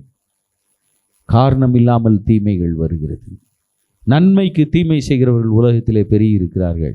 அப்போ நீ உங்களுடைய ஜெபம் எப்படி தெரியுமா இருக்கணும்? தினமும் எங்களை தீமை நின்று ரட்சித்துக்கொள்ளும். அது சிஎஸ்ஐ ஜெபமாக யோசிச்சிடாதீங்க. பைபிளில் பரமண்டல ஜெபம் ஆண்டவரை நேசிக்கிற ஒவ்வொருவருக்கும் உரியது. தீமை நின்று எங்களை ரட்சித்துக் கொள்ளும். ரோட்டில் நீங்கள் நடக்கிறீங்க அப்படின்னா அதற்கு ஒரு பாதுகாப்பு வேண்டும். நடக்கிறதுக்கே, வாகனத்தை ஓட்டுறதுக்கு அதுக்கு அடுத்த பாதுகாப்பு வேணும். வைரஸ், பல காரியங்கள் என அவைகள் சாபமாக வந்து விடுகிறது. இந்த சுபையா பிள்ளை அவர் சொன்னார், நாங்கள் அப்படி திரும்ப திரும்ப சில காரியங்களை செய்யும்போது ஒன்றுமே இல்லாமல் அவன் போயிடுவான். எப்படிப்பட்ட உலகத்திலே இருக்கிறோம் பாருங்கள். பில்லி சூனிய வல்லமைகள், பிரிட்ஜ் கட்டும்போது, கிரானைட் கட் பண்ணும்போது, பெரிய மால் கட்டும்போது இரத்த பழிகளை கொடுக்கிறார்கள். ஆனால் அவர்களுக்கு ஐயோ, அவர்களுக்கு ஐயோ. யாருடைய குழந்தையவோ யாரோ போய் நரபலி எளிமையாக செலுத்தி விடுகிறார்கள். இந்த இடத்துல ஒரு இடம் இருக்கு. அந்த இடம் இன்னும் ஆசீர்வதிக்கப்படாமல் இருப்பதற்கு காரணம் அநேகருடைய இரத்தங்களை சிந்தினபடியினால். போகட்டும், தீமை நின்று எங்களை ரட்சித்துக் கொள்ளும். இன்னைக்கு காலையில் இருந்து நான் உங்களுக்கு சொல்கிறேன், டெய்லி நீங்கள் ஜெபம் பண்ணுங்க. பிள்ளைகளை பள்ளிகளுக்கு அனுப்பும்போது, ஏன்னா 5 வயசு தான் அனுப்பணும். நம்ம இந்தியாவில் 3 வயசுலேயே அனுப்பி கொலை பண்ணுறீங்க. ஏன்னா வேறு வழி இல்லை, என்ன செய்யன்னு தெரில. ஆனால் தலையில் கை வச்சு ஜெபம் பண்ணி அனுப்புங்க. ஆண்டவரே, உம்முடைய இரத்தத்திற்குள் நான் மறைத்து அனுப்புகிறேன், உம்முடைய கரம் என் பிள்ளை மேல் அமரட்டும். என்ன, ஒரு VBS டைமில் நம்ம பிள்ளைகளை பாதுகாக்க எவ்வளோ கஷ்டப்படுறோம். ஒவ்வொரு ஸ்கூல்லையும் 2000 பிள்ளைகள் 1000 பிள்ளைகளை வச்சு பாதுகாக்கிறாங்க. எவ்வளவு கடினம், அதை யோசிச்சிருக்கிறீங்களா? ஒரு தவறு நடந்துட்டால் ஒரு ஸ்கூலை, அந்த மேனேஜ்மெண்ட்டை குற்றம் சாட்டி விடுகிறோம். ஆனால் அவங்க அத்தனை பிள்ளைங்க மேலேயும் அவங்க கவரிங்காக இருக்க முடியுமா, பாதுகாக்க முடியுமா? சென்னையிலலாம் ஒரு குழந்தையை காணும், ரொம்ப நேரம். என்னன்னு பார்த்தா செப்டிக் டேங்க் ஸ்லாப் உடஞ்சி அது உள்ளே போய் இறந்து போயிடுச்சு. மேனேஜ்மெண்ட் தான் பதில் சொல்ல வேண்டிய சூழ்நிலை. நீங்கள் தீமை நின்று என்ன செய்யுங்க, எங்கள் பிள்ளையை பாதுகாத்து கொள்ளுங்க அப்படின்னு சொல்லுங்கள். சாபத்திலே இருந்து பாதுகாப்பார். அடுத்த காரியம், அதை நான் இன்னைக்கு பேசலை. மரணமும் ஜீவனும் நாவின் அதிகாரத்தில் இருக்கிறது. அதனால் நீங்கள் ஒரு வார்த்தையை பேசும்போது அந்த வார்த்தைக்கு வல்லமை உண்டு. அதை நம்ம ஒரு நாள் தியானிப்போம். மரணமும் ஜீவனும் நாவின் அதிகாரத்திலே உண்டு. அது எப்படின்றத மட்டும் சுருக்கமாக சொல்கிறேன். ஈசாக்கு யார் ஆசீர்வதிச்சிட்டார்? நல்லா சாப்பிட்டுட்டு யார் ஆசீர்வதிச்சிட்டாரு? யாக்கோவை ஆசீர்வதிச்சிட்டார். அவருடைய உள்ள யாரை ஆசீர்வதிக்கணும்னு விரும்பிச்சு? ஏசாவை ஆசீர்வதிக்கணும்னு விரும்பிச்சு. அது எப்படி ஆசீர்வதிக்கணும்னு விரும்பிச்சு? நல்லா சாப்பிட்டு ஆத்மா திருப்தியாக இருக்கும்போது, வயசான காலத்தில் சாப்பிட ஆசை வருவது தவறே அல்ல. நீங்கள் பாருங்கள், ரோட்டில் காலையில் 6 மணிக்கே வாக்கிங் போகிறது யார்? வயசானவங்க தான். போய் 50 கலோரியை வாக்கிங்லேயே கொடுத்துருவாங்க பிரதர், டேவிஸ் பிரதர். 50 கலோரி, எனக்கு கலோரி கணக்கு தெரில, என் வாட்சிலையும் அது இல்லை. 50 கலோரி 500 கலோரி. ஆனால் அது முடிஞ்ச உடனே அந்த கார்னரில் ஒரு டீ கடை வச்சுருப்பான். அவன் சுட சுட அப்பம்னு ஒன்று போடுவான். நமக்கு இந்த கம்யூனியன் அப்பத்து மேலே ஆசை இருக்கோ இல்லையோ, அந்த அப்பத்து மேலே ஆசை இருக்கும். அந்த அப்பம் ஒன்று அது ரொம்ப நல்லாயிருக்கும். அடுத்து 2வது அப்பம், அதுக்கப்புறம் ஒரு டீ குடிச்சிட்டு வாயெல்லாம் தொடச்சிட்டு வீட்டுக்கு வந்துட்டு, அம்மா டீ போட்டியாம்மா, வாக்கிங் போயிட்டு வந்து டயர்டாக இருக்கேன், வேறு வழி இல்லை குடும்பத்தில் பிழைக்கிறதுக்கு, நான் அதை செய்யலை. இதை செய்கிற ஆளுகளை மாட்டியும் விடலை. வந்து என்ன செஞ்சுருவாங்க, இது அப்போ அவங்க முகத்தில் இருக்கிற ஷைனிங்கை பார்த்தீங்கன்னா, ஐயோ அந்த அப்பத்தை சாப்பிட்ட உடனே ஒரு ஷைனிங். இங்கே நம்ம ஐசக் இருக்கிறாரு, அவருக்கு சாப்பாடு வேணும் அப்படின்னு. அதில் ஒரே ஒரு வார்த்தையை நீங்கள் அதை வீட்டில் போய் தியானிங்க, நம்ம அப்போ பேச ஈஸியாக இருக்கும். ஏசா வர்றான், யாக்கோபு வந்து ஏசாவுடைய ஆசீர்வாதத்தை வாங்கிட்டு போயிடுறான். வாங்கினதுக்கப்புறம் யார் வர்றா? உண்மையான ஏசா, அப்பா தேடுற ஏசா வர்றாரு. அப்பாட்ட வந்து என்ன ஆசீர்வதிக்கணுன்னே, இப்போ இதுக்கு முன்னாடி ஒருத்தன் வந்தானே அப்படின்னு சொல்லிட்டு வந்தான், அவன் ஆசீர்வதிக்கப்பட்டவனுமா இருப்பான். எப்படி? அப்போ கேட்குறான், வேறு ஆசீர்வாதங்கள் உம்மிடத்தில் இல்லையான்னு கேட்குறான். ஏன்னா ஐசக் காலத்தில் இப்போ உள்ள அரசியல்வாதிகள் ஃபுல்லாக இல்லை போல தெரியுது. அவர் சொல்கிறாரு, எல்லா ஆசீர்வாதத்தையும் அவனுக்கு கொடுத்துட்டேன். நீங்கள் யோசிச்சு பாருங்கள், வாயிலிருந்து தான் வார்த்தை சொல்கிறாரு. இவரையும் ஆசீர்வதிச்சிருக்கலாம்ல. அப்போ அதில் ஒரு டிஃப்ரென்ஸ் இருக்குது. அவர் சொல்கிறாரு, என்கிட்ட ஆசீர்வாதம் இல்லை, எல்லாத்தையுமே அவனுக்கு நான் கொடுத்துட்டேன். நீங்கள் சில நேரம் ஒரு வேர்டு தானே அப்படின்னு நினைக்கிறீங்க. ஆசீர்வாதம், வழிபோக்கன் உன்னை ஆசீர்வதிப்பது இல்லைன்றிருக்கு. உங்கள் அப்பா உங்களை ஆசீர்வதிக்கணும் சார், உங்கள் அம்மா உங்களை ஆசீர்வதிக்கணும், உங்கள் கூட பிறந்த சகோதர சகோதரிகள் உங்களை ஆசீர்வதிக்கணும், உங்கள் போதகர் உங்களை ஆசீர்வதிக்கணும், கண்கண்ட போதகர் என்ன, உங்கள் ஆசிரியர் டீச்சர் உங்களை ஆசீர்வதிக்கணும். என்ன சிலர்லாம் டீச்சரை பாடுபடுத்திடுறாங்க. எங்கள் வீட்டு முன்னாடி ஒரு 4 பையங்க சேர்ந்து ஒரு ஆளை அடிச்சுக்கிட்டு இருந்தாங்க ஒரு நாள். அப்புறம் விசாரித்து பார்த்தா நம்ம ஏரியாவில் உள்ள ஸ்கூல் டீச்சரு அவரை அடிச்சிருக்காங்க. எப்படி பாருங்கள், ஆசீர்வதிக்கப்படுவாங்களா? சாபம் வந்துடக்கூடாது இல்லை. அதனால் மரணமும் ஜீவனும் நாவின் அதிகாரத்தில் இருக்கிறது. அதை நம்ம நேரம் எடுத்து தியானிக்கணும். Then give attention to the word of God. கர்த்தருடைய வார்த்தையை கீனாக வாட்ச் பண்ணணும். அந்த வார்த்தைகளை வாட்ச் பண்ணி அதை கை கொள்ளணும். என்ன வெளிப்படுத்தின விசேஷம் சொல்லியிருக்கு, இந்த வேத புத்தகத்தில் உள்ள வார்த்தைகளை வாசிக்கிறவனும் தியானிக்கிறவனும் கை கொள்ளுகிறவனும் பாக்கியவான். வாசிச்சாலே பாக்கியவான் இருக்கு வெளிப்படுத்தின விசேஷம். ஆனால் இன்னைக்கு போய் வெளிப்படுத்தின விசேஷத்தை வாசிங்க, கர்த்தர் உங்களை ஆசீர்வதிப்பார். என்ன கர்த்தருடைய வார்த்தைகளை ப்ரொனவுன்ஸ் பண்ணிக்கிட்டே இருக்கணும். ஏன்னா இன்றைக்கி சில இந்துக்களை நீங்கள் பார்த்தீங்கன்னா ஏதாவது ஒரு இதை சொல்லிக்கிட்டே இருப்பாங்க. கவனிச்சிருக்கிறீங்களா? இமயமலை பக்கம் போனீங்கன்னா இப்படி ஏதாவது ஒன்று சொல்லிக்கிட்டே இருப்பாங்களாம். சாமிங்க, அதை என்ன வார்த்தை, சாட்டிங்க, என்ன சொல்கிறாங்க, அது சாண்டிங். அப்படியே அதை உச்சரிச்சுக்கிட்டு ப்ரொனவுன்ஸ் பண்ணிக்கிட்டே அப்படியே இருப்பாங்களாம். அது கிரியை செய்யுமானா? அது கிரியை செய்யும். உங்கள் வீட்டுக்கு நேராக எய்த்த வீட்டில் என்ன இருந்துக்கிட்டு உங்களை சபிச்சுக்கிட்டே இருந்தால் அது கிரியை செய்யும். இல்லை இன்னொரு தேவனை அவங்க மகிமைப்படுத்திக்கிட்டே இருந்தால் அது உங்கள் வீட்டுக்குள்ளே வந்து தொந்தரவு பண்ணும் உங்களை. என்ன அப்போ உங்கள் வாயில் தேவனுடைய வார்த்தை இருந்துக்கிட்டே இருக்கணும். தேவனுடைய வார்த்தை இருபுறமும் கருக்குள்ளது. ஹல்லேலூயா. கர்த்தர் எதை செய்ய முடியுமோ அதை அவருடைய வார்த்தை செய்யும். நீங்கள் சத்தியம் தள்ளுபடி ஆகி போய்விட்டதோ? நீங்கள் நிறைய பேர் வேதத்தை வாசிப்பது இல்லை, வேதத்தை சுமப்பது இல்லை, வேதத்தை ஆலயத்துக்கு கொண்டு வருவது இல்லை. சர்ச் ஆஃப் சவுத் இந்தியாவில் இருக்கும்போது பாமாலை, கீர்த்தனை, காணிக்க, பைபிள் 4 இல்லாமல் ஆலயத்துக்கு போகாதன்னு சொல்லி கொடுத்தாங்க. இன்றைக்கி ஒரே ஒரு மொபைல் ஃபோனை கொண்டு வந்துட்டு அதோடைய ஆலயத்துக்கு வந்துட்டு போகிறவங்க இருக்காங்க. மாறுங்க, கர்த்தர் உங்களை ஆசீர்வதிப்பார். இதை நீங்கள் வீட்டில் போய் தியானித்து கொண்டு இருங்கள். கர்த்தருடைய வார்த்தை உங்கள் உதடுகளை விட்டு, நாவை விட்டு, வாயை விட்டு நீங்காது இருப்பதாக. ஒரு எஸ்ராவை போல தேறின வேத பாரகனாய் இருங்கள். இது 8வது காரியம். Always keep praying. இது 9வது காரியம். அதுக்கு அடுத்து கொடுமையின் கருவியை லேவி பரிசுத்தப்படுத்தினான். கொடுமையின் கருவியை லேவி பரிசுத்தமான கருவியாக மாற்றினான். என எலியேசரின் மகன். இந்த காரியத்தை நாம் தியானிப்போம். அடுத்து 11வது காரியம், அந்த நெகேமியாவில் சொல்லப்பட்டிருக்கு, சபைக்குள்ளே உட்படக்கூடாது அப்படின்ட்டு. என்ன இருக்குது? சபைக்குள்ளே உட்படக்கூடாது அப்படின்ட்டு. சபையில் வைத்து ஆண்டவர் உங்களை ஆசீர்வதிக்க விரும்புகிறார். இன்னைக்கு நம்ம பாட்டு பாடலாம், தெய்வம் தந்த வீடு வீதி இருக்க. என்னது? தெய்வம். இன்னைக்கு நிறையா பேர் இப்படி பாட்டு பாடுறவங்க இருக்காங்க, தெய்வம் தந்த வீடு வீதி இருக்க. இன்றைக்கி நிறையா பேர் எதுக்கு ஆலயத்துக்கு வராங்கன்னா, பாஸ்டர் அடக்கம் பண்ணுவார், பாஸ்டர் பிள்ளையை பிரதிஷ்டை பண்ணுவார், பாஸ்டர் காணிக்கை வாங்குவார், பாஸ்டர் உதவி செய்வார். அப்படிலாம் இல்லை. பைபிள் இருக்குது, கர்த்தருடைய ஆலயத்திலே வைத்து அவர்களை மகிழ பண்ணுவேன்.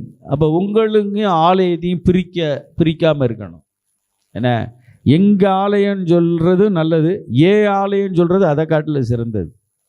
உங்கள் ஊழிய எண்ணத்தில் எங்கள் ஆலயம்னு இருக்கணும். நம்ம நிறைய பேருக்கு ஊழியம் செய்யணும், நம்ம ஆலயம் அப்படின்னு. ஆனால் பாஸ்டர், சபை, அந்த எண்ணம் எல்லாருக்கும் வராது. ஆனால் வந்தால் நீங்கள் பாக்கியவான்கள், வந்தால் பாக்கியவான்கள். ஒரு சிறு குழந்தைய நீங்கள் வீட்டுக்குள்ளே போங்க, அவங்க அப்பா தோளில் கையை போடுங்க, அந்த பிள்ளை வந்து அந்த காலில் பிடிச்சிக்கிட்டு இது எங்கள் அப்பான்னு சொல்லும். இதில் சில விவரம் இல்லாத பாஸ்டர் உங்கள் அப்பாவை நான் கூப்பிட்டு போகிறேன்னுவார். அதுக்கப்புறம் இந்த பாஸ்டே வீட்டுக்குள்ளே வரக்கூடாதுன்னு ஜெபம் பண்ணும். பாஸ்டே வீட்டுக்குள்ளே வரக்கூடாது, எங்கள் அப்பாவை நீ என்ன செய்ய போகிற? கூப்பிட்டு போகிற. ஆனால் அந்த எங்கள் அப்பான்றதில் எவ்வளோ உணர்வு இருக்குது பார்த்தீங்களா? எங்கள் அப்பா, எங்கள் அம்மா, எங்கள் வீடு. இன்றைக்கி நிறைய பேருக்கு அது இல்லை. உங்கள் வீட்டு மேலேயும் உரிமை இருக்கணும், தேவனுடைய ஆலயத்தின் மேலும் உரிமை இருக்கணும். என்ன? தீங்கு நாளில் தன் கூடார மறைவில் வைத்து உங்களை என்ன செய்வார்? பாதுகாப்பார். தீங்கு நாளில் கூடாரத்தின் மறைவில் வைத்து பார்ப்பார். 1 சங்கீதம் 5ஆம் வசனம், பாவிகள் நீதிமான்கள் சபையிலே நிலை நிற்பது இல்லை. எபேசியர் 1:23 எல்லாவற்றையும் எல்லாவற்றாலும் நிரப்புகிறவர். எபேசியரில் சொல்லப்படுகிறது, பரிசுத்தவான்கள் சீர் பொருந்தும் படி. நீங்கள் பரிசுத்தவான், நீதிமான், நீங்கள் சீர் பொருந்த செய்கிற ஒரே இடம் தேவனுடைய ஆலயம்தான். உங்களுக்கு அறிவை ஸ்கூல் கற்றுக் கொடுக்கலாம், ஞானம் போக போக வரலாம். ஆனால் 90 வயசில் வந்து புண்ணியம் இல்லை, 91வது வயசில் இப்போ தான் ஏசு ஆண்டவர் அப்படின்னா இப்போ பிரயோஜனம் இல்லை. தெரிஞ்ச உடனே ஆண்டவர் அக்செப்ட் பண்ணிக்கணும், ஆண்டவருக்காக ஊழியம் செய்யணும், எதாயிலும் ஒன்றை செய்யணும். ஃபாதர் பெர்க்மன்ஸ் படிக்கிறார், எதாயிலும் செய்ய வேண்டும் ஒவ்வொரு நாளும் என் இயேசு ராஜாவுக்கு. என்ன, ஜெயபாலன் அப்படின்னு சொல்லி கொடைக்கானலில் ஒருத்தர் இருக்கிறார். நம்ம ஆலயத்துக்கு வந்திருக்கிறாரு, பர்சனல் எவாஞ்சலிசம் அதெல்லாம் டீச் பண்ணுவார். தமிழ் பைபிள் காலேஜில் அவர் பிரின்ஸ்பாலாக இருந்தார். அவர் காலையில் 7 கிராஸ் அப்படின்ற ஒரு இடத்துல வந்து நிற்பார் கொடைக்கானலில். யாராயிலும் ஒருத்தருக்கு சுவிசேஷம் சொல்லாமல் வீட்டுக்கு போகவே மாட்டார். ஃபாரினர்ஸ் வருவாங்க, கூப்பிடுவார், இயேசு தான் ஆண்டவர் தெரியுமா? சிலருக்கு தெரியும், சிலருக்கு தெரியாது. நம்ம ஆளு என்ன நினைக்கிறேன், சிவப்பாக இருந்தவனுக்கெல்லாம் இயேசு தான் ஆண்டவர்னு தெரியும். தெரியவே தெரியாது. பேர் ராபர்ட்டு, அவனுக்கு பைபிள்னா என்னன்னே தெரியாது. எங்கள் வீட்டுக்கு ஒரு நாள் மதுரையில் வந்து தமிழ் படிக்கிற ஒரு பொண்ணை கொண்டு வந்தாங்க. அந்த பிள்ளை ஜூயிஷ் கேர்ள். ஏன்னா அந்த பிள்ளைகிட்ட நாங்கள் கேட்டோம், நீங்கள் எந்த கோத்திரத்தை சார்ந்தவர்கள்னு. சொல்லுது தான் கோத்திரம். என்னது? தான் கோத்திரம். எனக்கு சந்தோஷம், தான் கோத்திரத்தை சார்ந்த ஒருவர் என் வீட்டுக்குள்ளே வந்துட்டு போயிருக்கிறாங்க. ஒரு யூத பெண் எங்கள் வீட்டுக்குள்ளே வந்துட்டு போனாங்கன்னா அவ்வளோ சந்தோஷம். அவங்ககிட்ட கேட்டான், do you know Jesus Christ? I don't know. சொல்லுது, எனக்கு தெரியாது இயேசு. நீங்கள் எந்த பைபிளை நம்புகிறீங்க? We are believing only Old Testament. Old Testament நாங்கள் பிலீவ் பண்ணுறோம்னாலே நியூ டெஸ்டமெண்ட் இருக்குன்றது அவங்களுக்கு என்ன செய்யுது? தெரியுது. ஆனால் அவங்க அந்த விதமாக போதிக்கப்பட்டிருக்கிறார்கள். இன்னும் மேசியா வரவில்லை. இன்னும் அந்த சுவரில் போய் முட்டி மோதிக்கிட்டு இருக்கிறாங்க. மேசியாவே வாரும். இரத்தத்தை பார்க்கிறார்கள், குண்டு சத்தத்தை கேட்கிறார்கள். சமாதானம் என்று சொல்லப்பட்ட எருசலேமிலே சமாதானத்துக்காக வேண்டிக் கொள்ளும்படி நமக்கு சொன்ன ஆண்டவர் அவர்கள் சமாதானத்தை விரும்புகிறார். ஆனால் அவர்களோ சமாதான கர்த்தராகிய இயேசுவை இன்னும் அறியாது இருக்கிறார்கள். இன்னும் அந்த அழுகையின் சுவரில் போய் முட்டிக்கொண்டே இருக்கிறார்கள். அதில் போய் பாருங்க, கஷ்டமாக இருக்கும். அவ்வளவு பாதுகாப்போடு அந்த இடம் இருக்கு. அந்த அழுகையின் சுவர். முழு உலகத்திலேயும் இருந்து வருகிறார்கள். கண்ணீரை சிந்துகிறார்கள், வேதனையை சிந்துகிறார்கள். ஆண்டவரிடம் சொன்னால் போதும். நான் கூட அதில் பேப்பரில் நம்ம சர்ச்சில் உள்ளவங்களுடைய ப்ரேயர் பாயிண்ட்ஸ் எல்லாம் எழுதி அதுக்குள்ளே வச்சுட்டு வந்தேன் நான். நம்ம சர்ச்சில் ஒருத்தர் எழுதி கொடுத்துருந்தாரு, நான் இந்த பக்கம் ஏசி பக்கமே திரும்பி பேசுகிறேன், யாருன்னு நீங்கள் கண்டுபிடிக்கக்கூடாது, எங்கள் பணமெல்லாம் மருத்துவ செலவுக்கே போகுது, நாங்கள் 2 பேரும் ஏர்ன் பண்ணுறோம், எங்கள் வாழ்க்கையில் இவ்வளவு வேதனைகள் இவ்வளவு கஷ்டங்கள் அப்படின்னு சொல்லி. ஏன்னா நான் எல்லாத்தையும் வைக்கும்போது நான் எல்லாத்தையும் படித்து பார்த்துட்டு தான் நான் வச்சேன். நான் யார்ட்டையும் சீக்ரெட்டெல்லாம் வாங்கின்னு போகல. ஏன்னா என்ன ஆண்டவர் இவ்விதம் இருக்குது, சரி எல்லோரும் வைக்கிறாங்க அழுகையின் சுவரில், நானும் என்ன இதில் வைக்கிறேன் அப்படின்னு சொல்லி வச்சுட்டு வந்தேன். கர்த்தர் பதில் தந்தாரா தரலையான்னு அவங்கள கேட்டால் தான் தெரியும். போகட்டும், சபையில் வைத்து ஆண்டவர் உங்களை ஆசீர்வதிக்கிறார். இதில் 11 பாயிண்ட் உங்களுக்கு சொல்லியிருக்கிறேன். ஒரு 2 பாயிண்ட்டை மட்டும் எலாபரேட்டாக சொல்லணும்னு விரும்புகிறேன். லேவியின் கருவிகள் கொடுமையின் கருவியாக இருந்துச்சு. அது கர்த்தரோடு ஜனங்களை இணைக்கும் ஒரு பணிக்கு அவர்களை திரும்ப வந்தது. சாபத்தை ஆசீர்வாதமாக மாற்றினார். அடுத்து மரணமும் ஜீவனும் நாவின் அதிகாரத்தில் இருக்கிறது. இதை தெரிந்து கொள்ள வேண்டும். தென் பே த டெட், கடனை நீங்கள் அடைக்க வேண்டும். யார் உங்கள் மேலே யாதொருவருக்கும், இந்த வார்த்தையில் கவனிச்சுக்கோங்களேன், யார் ஒருவருக்கும் உங்கள் மேலே ஒரு குறை இருக்கக்கூடாது. உங்கள் வாழ்க்கை அப்படியே மாறிக்கிட்டே வரணும். ஒரு நாள் 100 ரூபா, அன்னைக்கு 100 ரூபா பெருசு, அந்த 100 ரூபாய்க்கு சேஞ்ச் வேணும். நான் அமெரிக்கன் காலேஜ் ஹைஸ்கூல்ன்றதில் படித்தேன். மேல் பாலத்தை நோக்கி நாங்கள் ஃப்ரெண்ட்ஸ்லாம் நடந்தோம். 100 ரூபாய்க்கு சேஞ்சு 2-3 பேர் ட்ரை பண்ணாங்க, எங்கேயுமே கிடைக்கல.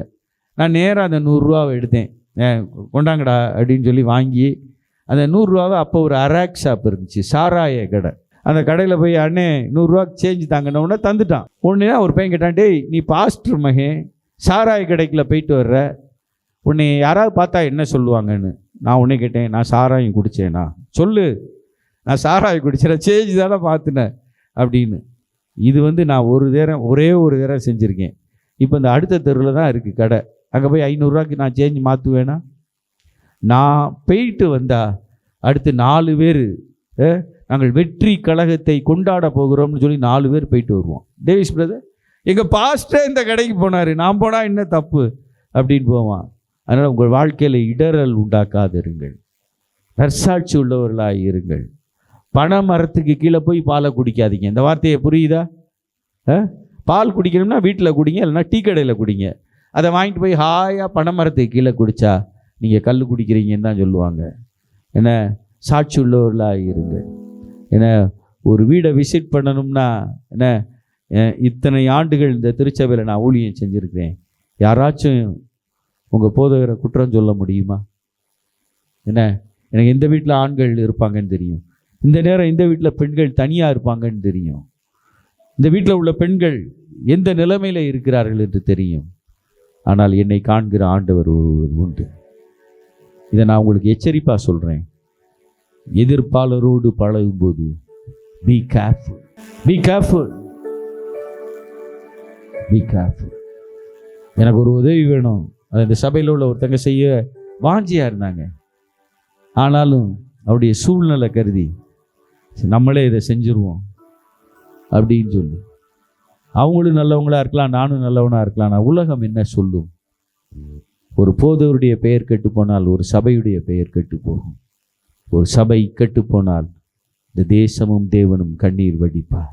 சாபத்தை ஆசீர்வாதமாக திருப்புகிற ஆண்டவர் 3 காரியங்கள். உங்களை நீங்கள் மன்னித்து விட வேண்டும். ஆண்டவர் உங்களை ஆசீர்வதிப்பதே தேவனுடைய சித்தம், அதை அறிந்து கொள்ள வேண்டும். உங்கள் வார்த்தைகளினாலே வந்த காரியங்களுக்கு நாளே உங்கள் வார்த்தை அது சாபமாக இருக்கும் என்றால் உங்கள் வார்த்தையை தேவனுடைய வார்த்தையினால் கேன்சல் பண்ணணும். உங்கள் வார்த்தையினால் மட்டுமல்ல, தேவனுடைய வார்த்தையினால். சில சொல்லுவாங்க, என்ன என் கூட நிற்கிற ஒருத்தர் சொல்லுவார், 1 அடி ஏறினா 1 முழம் சறுக்குதுன்னு. நானும் ஆமாம் பிரதர் அப்படின்ட்டேன். அப்புறம் ஒரு நாள் தான் யோசித்தேன், ஐயோ இதை நம்ம சொல்லியிருக்கக்கூடாது, நம் வாயினால் சொல்லி இருக்கக்கூடாது. தேவன் என்னை ஆசீர்வதிக்க வல்லவர். இஸ்ரவேலை ஆசீர்வதிப்பதே தேவனுடைய சித்தம். இந்த இடத்துல நீங்கள் வந்திருக்கிறீங்க கொஞ்சம் பேர், எனக்கு மீதி ஆன்லைனில் வாட்ச் பண்ணுவாங்க. ஆனால் இந்த 3 வாரம் நான் பேசுவது எப்படியாயிலும் நீங்கள் ஆசீர்வதிக்கிற தேவனுடைய கரத்துக்குள்ளே வந்து விடுங்கள் என்று சொல்லி, உங்களுக்கு விரோதமாக உள்ள சாபங்கள் குலைத்து போடப்பட வேண்டும் என்று பேசியிருக்கிறேன். கர்த்தர் தாமே ஆசீர்வதிப்பாராக. அன்பின் தகப்பனே, உமக்கு லேசான காரியம். எங்கள் வாழ்க்கையில் உள்ள ஆசீர்வாதத்தின் தடைகளை நீக்குவது உமக்கு லேசான காரியம். ஒரு ஆழ்கடல் மீனில் கூட ஒரு சிறு பணத்தை வைத்து எங்களை ஆசீர்வதிப்பது உமக்கு லேசான காரியம். மண்ணை பிசைந்து பிசகின்றி மனிதனை உருவாக்கினீரே, அதே போல எங்களை உருவாக்குவது உமக்கு லேசான காரியம். எங்கள் சாபத்தை உடைப்பீராக, எங்கள் சாபத்தை ஆசீர்வாதமாக திருப்புவீராக. எங்களை ஆசீர்வதிப்பதே உமக்கு சித்தம் என்ற வார்த்தையோடு பிள்ளைகளை நீர் அனுப்பும். நான் ஆசீர்வதிக்கப்படலைன்னா யார் ஆசீர்வாதமாக இருக்கணும் அப்படின்னு சொல்லி அந்த நம்பிக்கையோடு கடந்து செல்ல கர்த்தர் கிருபை செய்யும். தேவ தயவு வெளிப்படட்டும். பிரயாணப்பட்டிருக்கிற ஒவ்வொருவரோடும் கர்த்தருடைய கரம் கூட இருக்கட்டும். ஆசீர்வாதங்களை கட்டளையிடும், ஆசீர்வாதமாய் மாற்றும். Tuesday Google prayer, morning dawn prayer, Friday conference prayer, இன்று மாலை இந்த இடத்துல நடைபெற இருக்கிற ப்ரேயர் ரைடு எல்லாவற்றையும் நீர் ஆசீர்வதியும். இயேசுவின் மூலம் கேட்கிறோம் எங்கள் நல்ல பிதாவே, ஆமென். நம்முடைய கர்த்தராகிய இயேசு கிறிஸ்துவுடைய கிருபையும் பிதாவாகிய தேவனுடைய அன்பும் பரிசுத்த ஆவியானுடைய ஐக்கியமும் வழிநடத்துதலும் இன்றும் என்றும் சதா காலங்களில் நம் அனைவரோடும் இருப்பதாக. ஆமேன். ஏகோபித்து சொல்லுவோம். என் ஆத்துமாவே கர்த்தரை ஸ்தோத்தரி, என் முழுவதுமே அவருடைய பரிசுத்த நாமத்தை ஸ்தோத்தரி. என் ஆத்துமாவே கர்த்தரை ஸ்தோத்தரி, அவர் செய்த சகல உபகாரங்களையும் மறவாதே. ஆமேன்.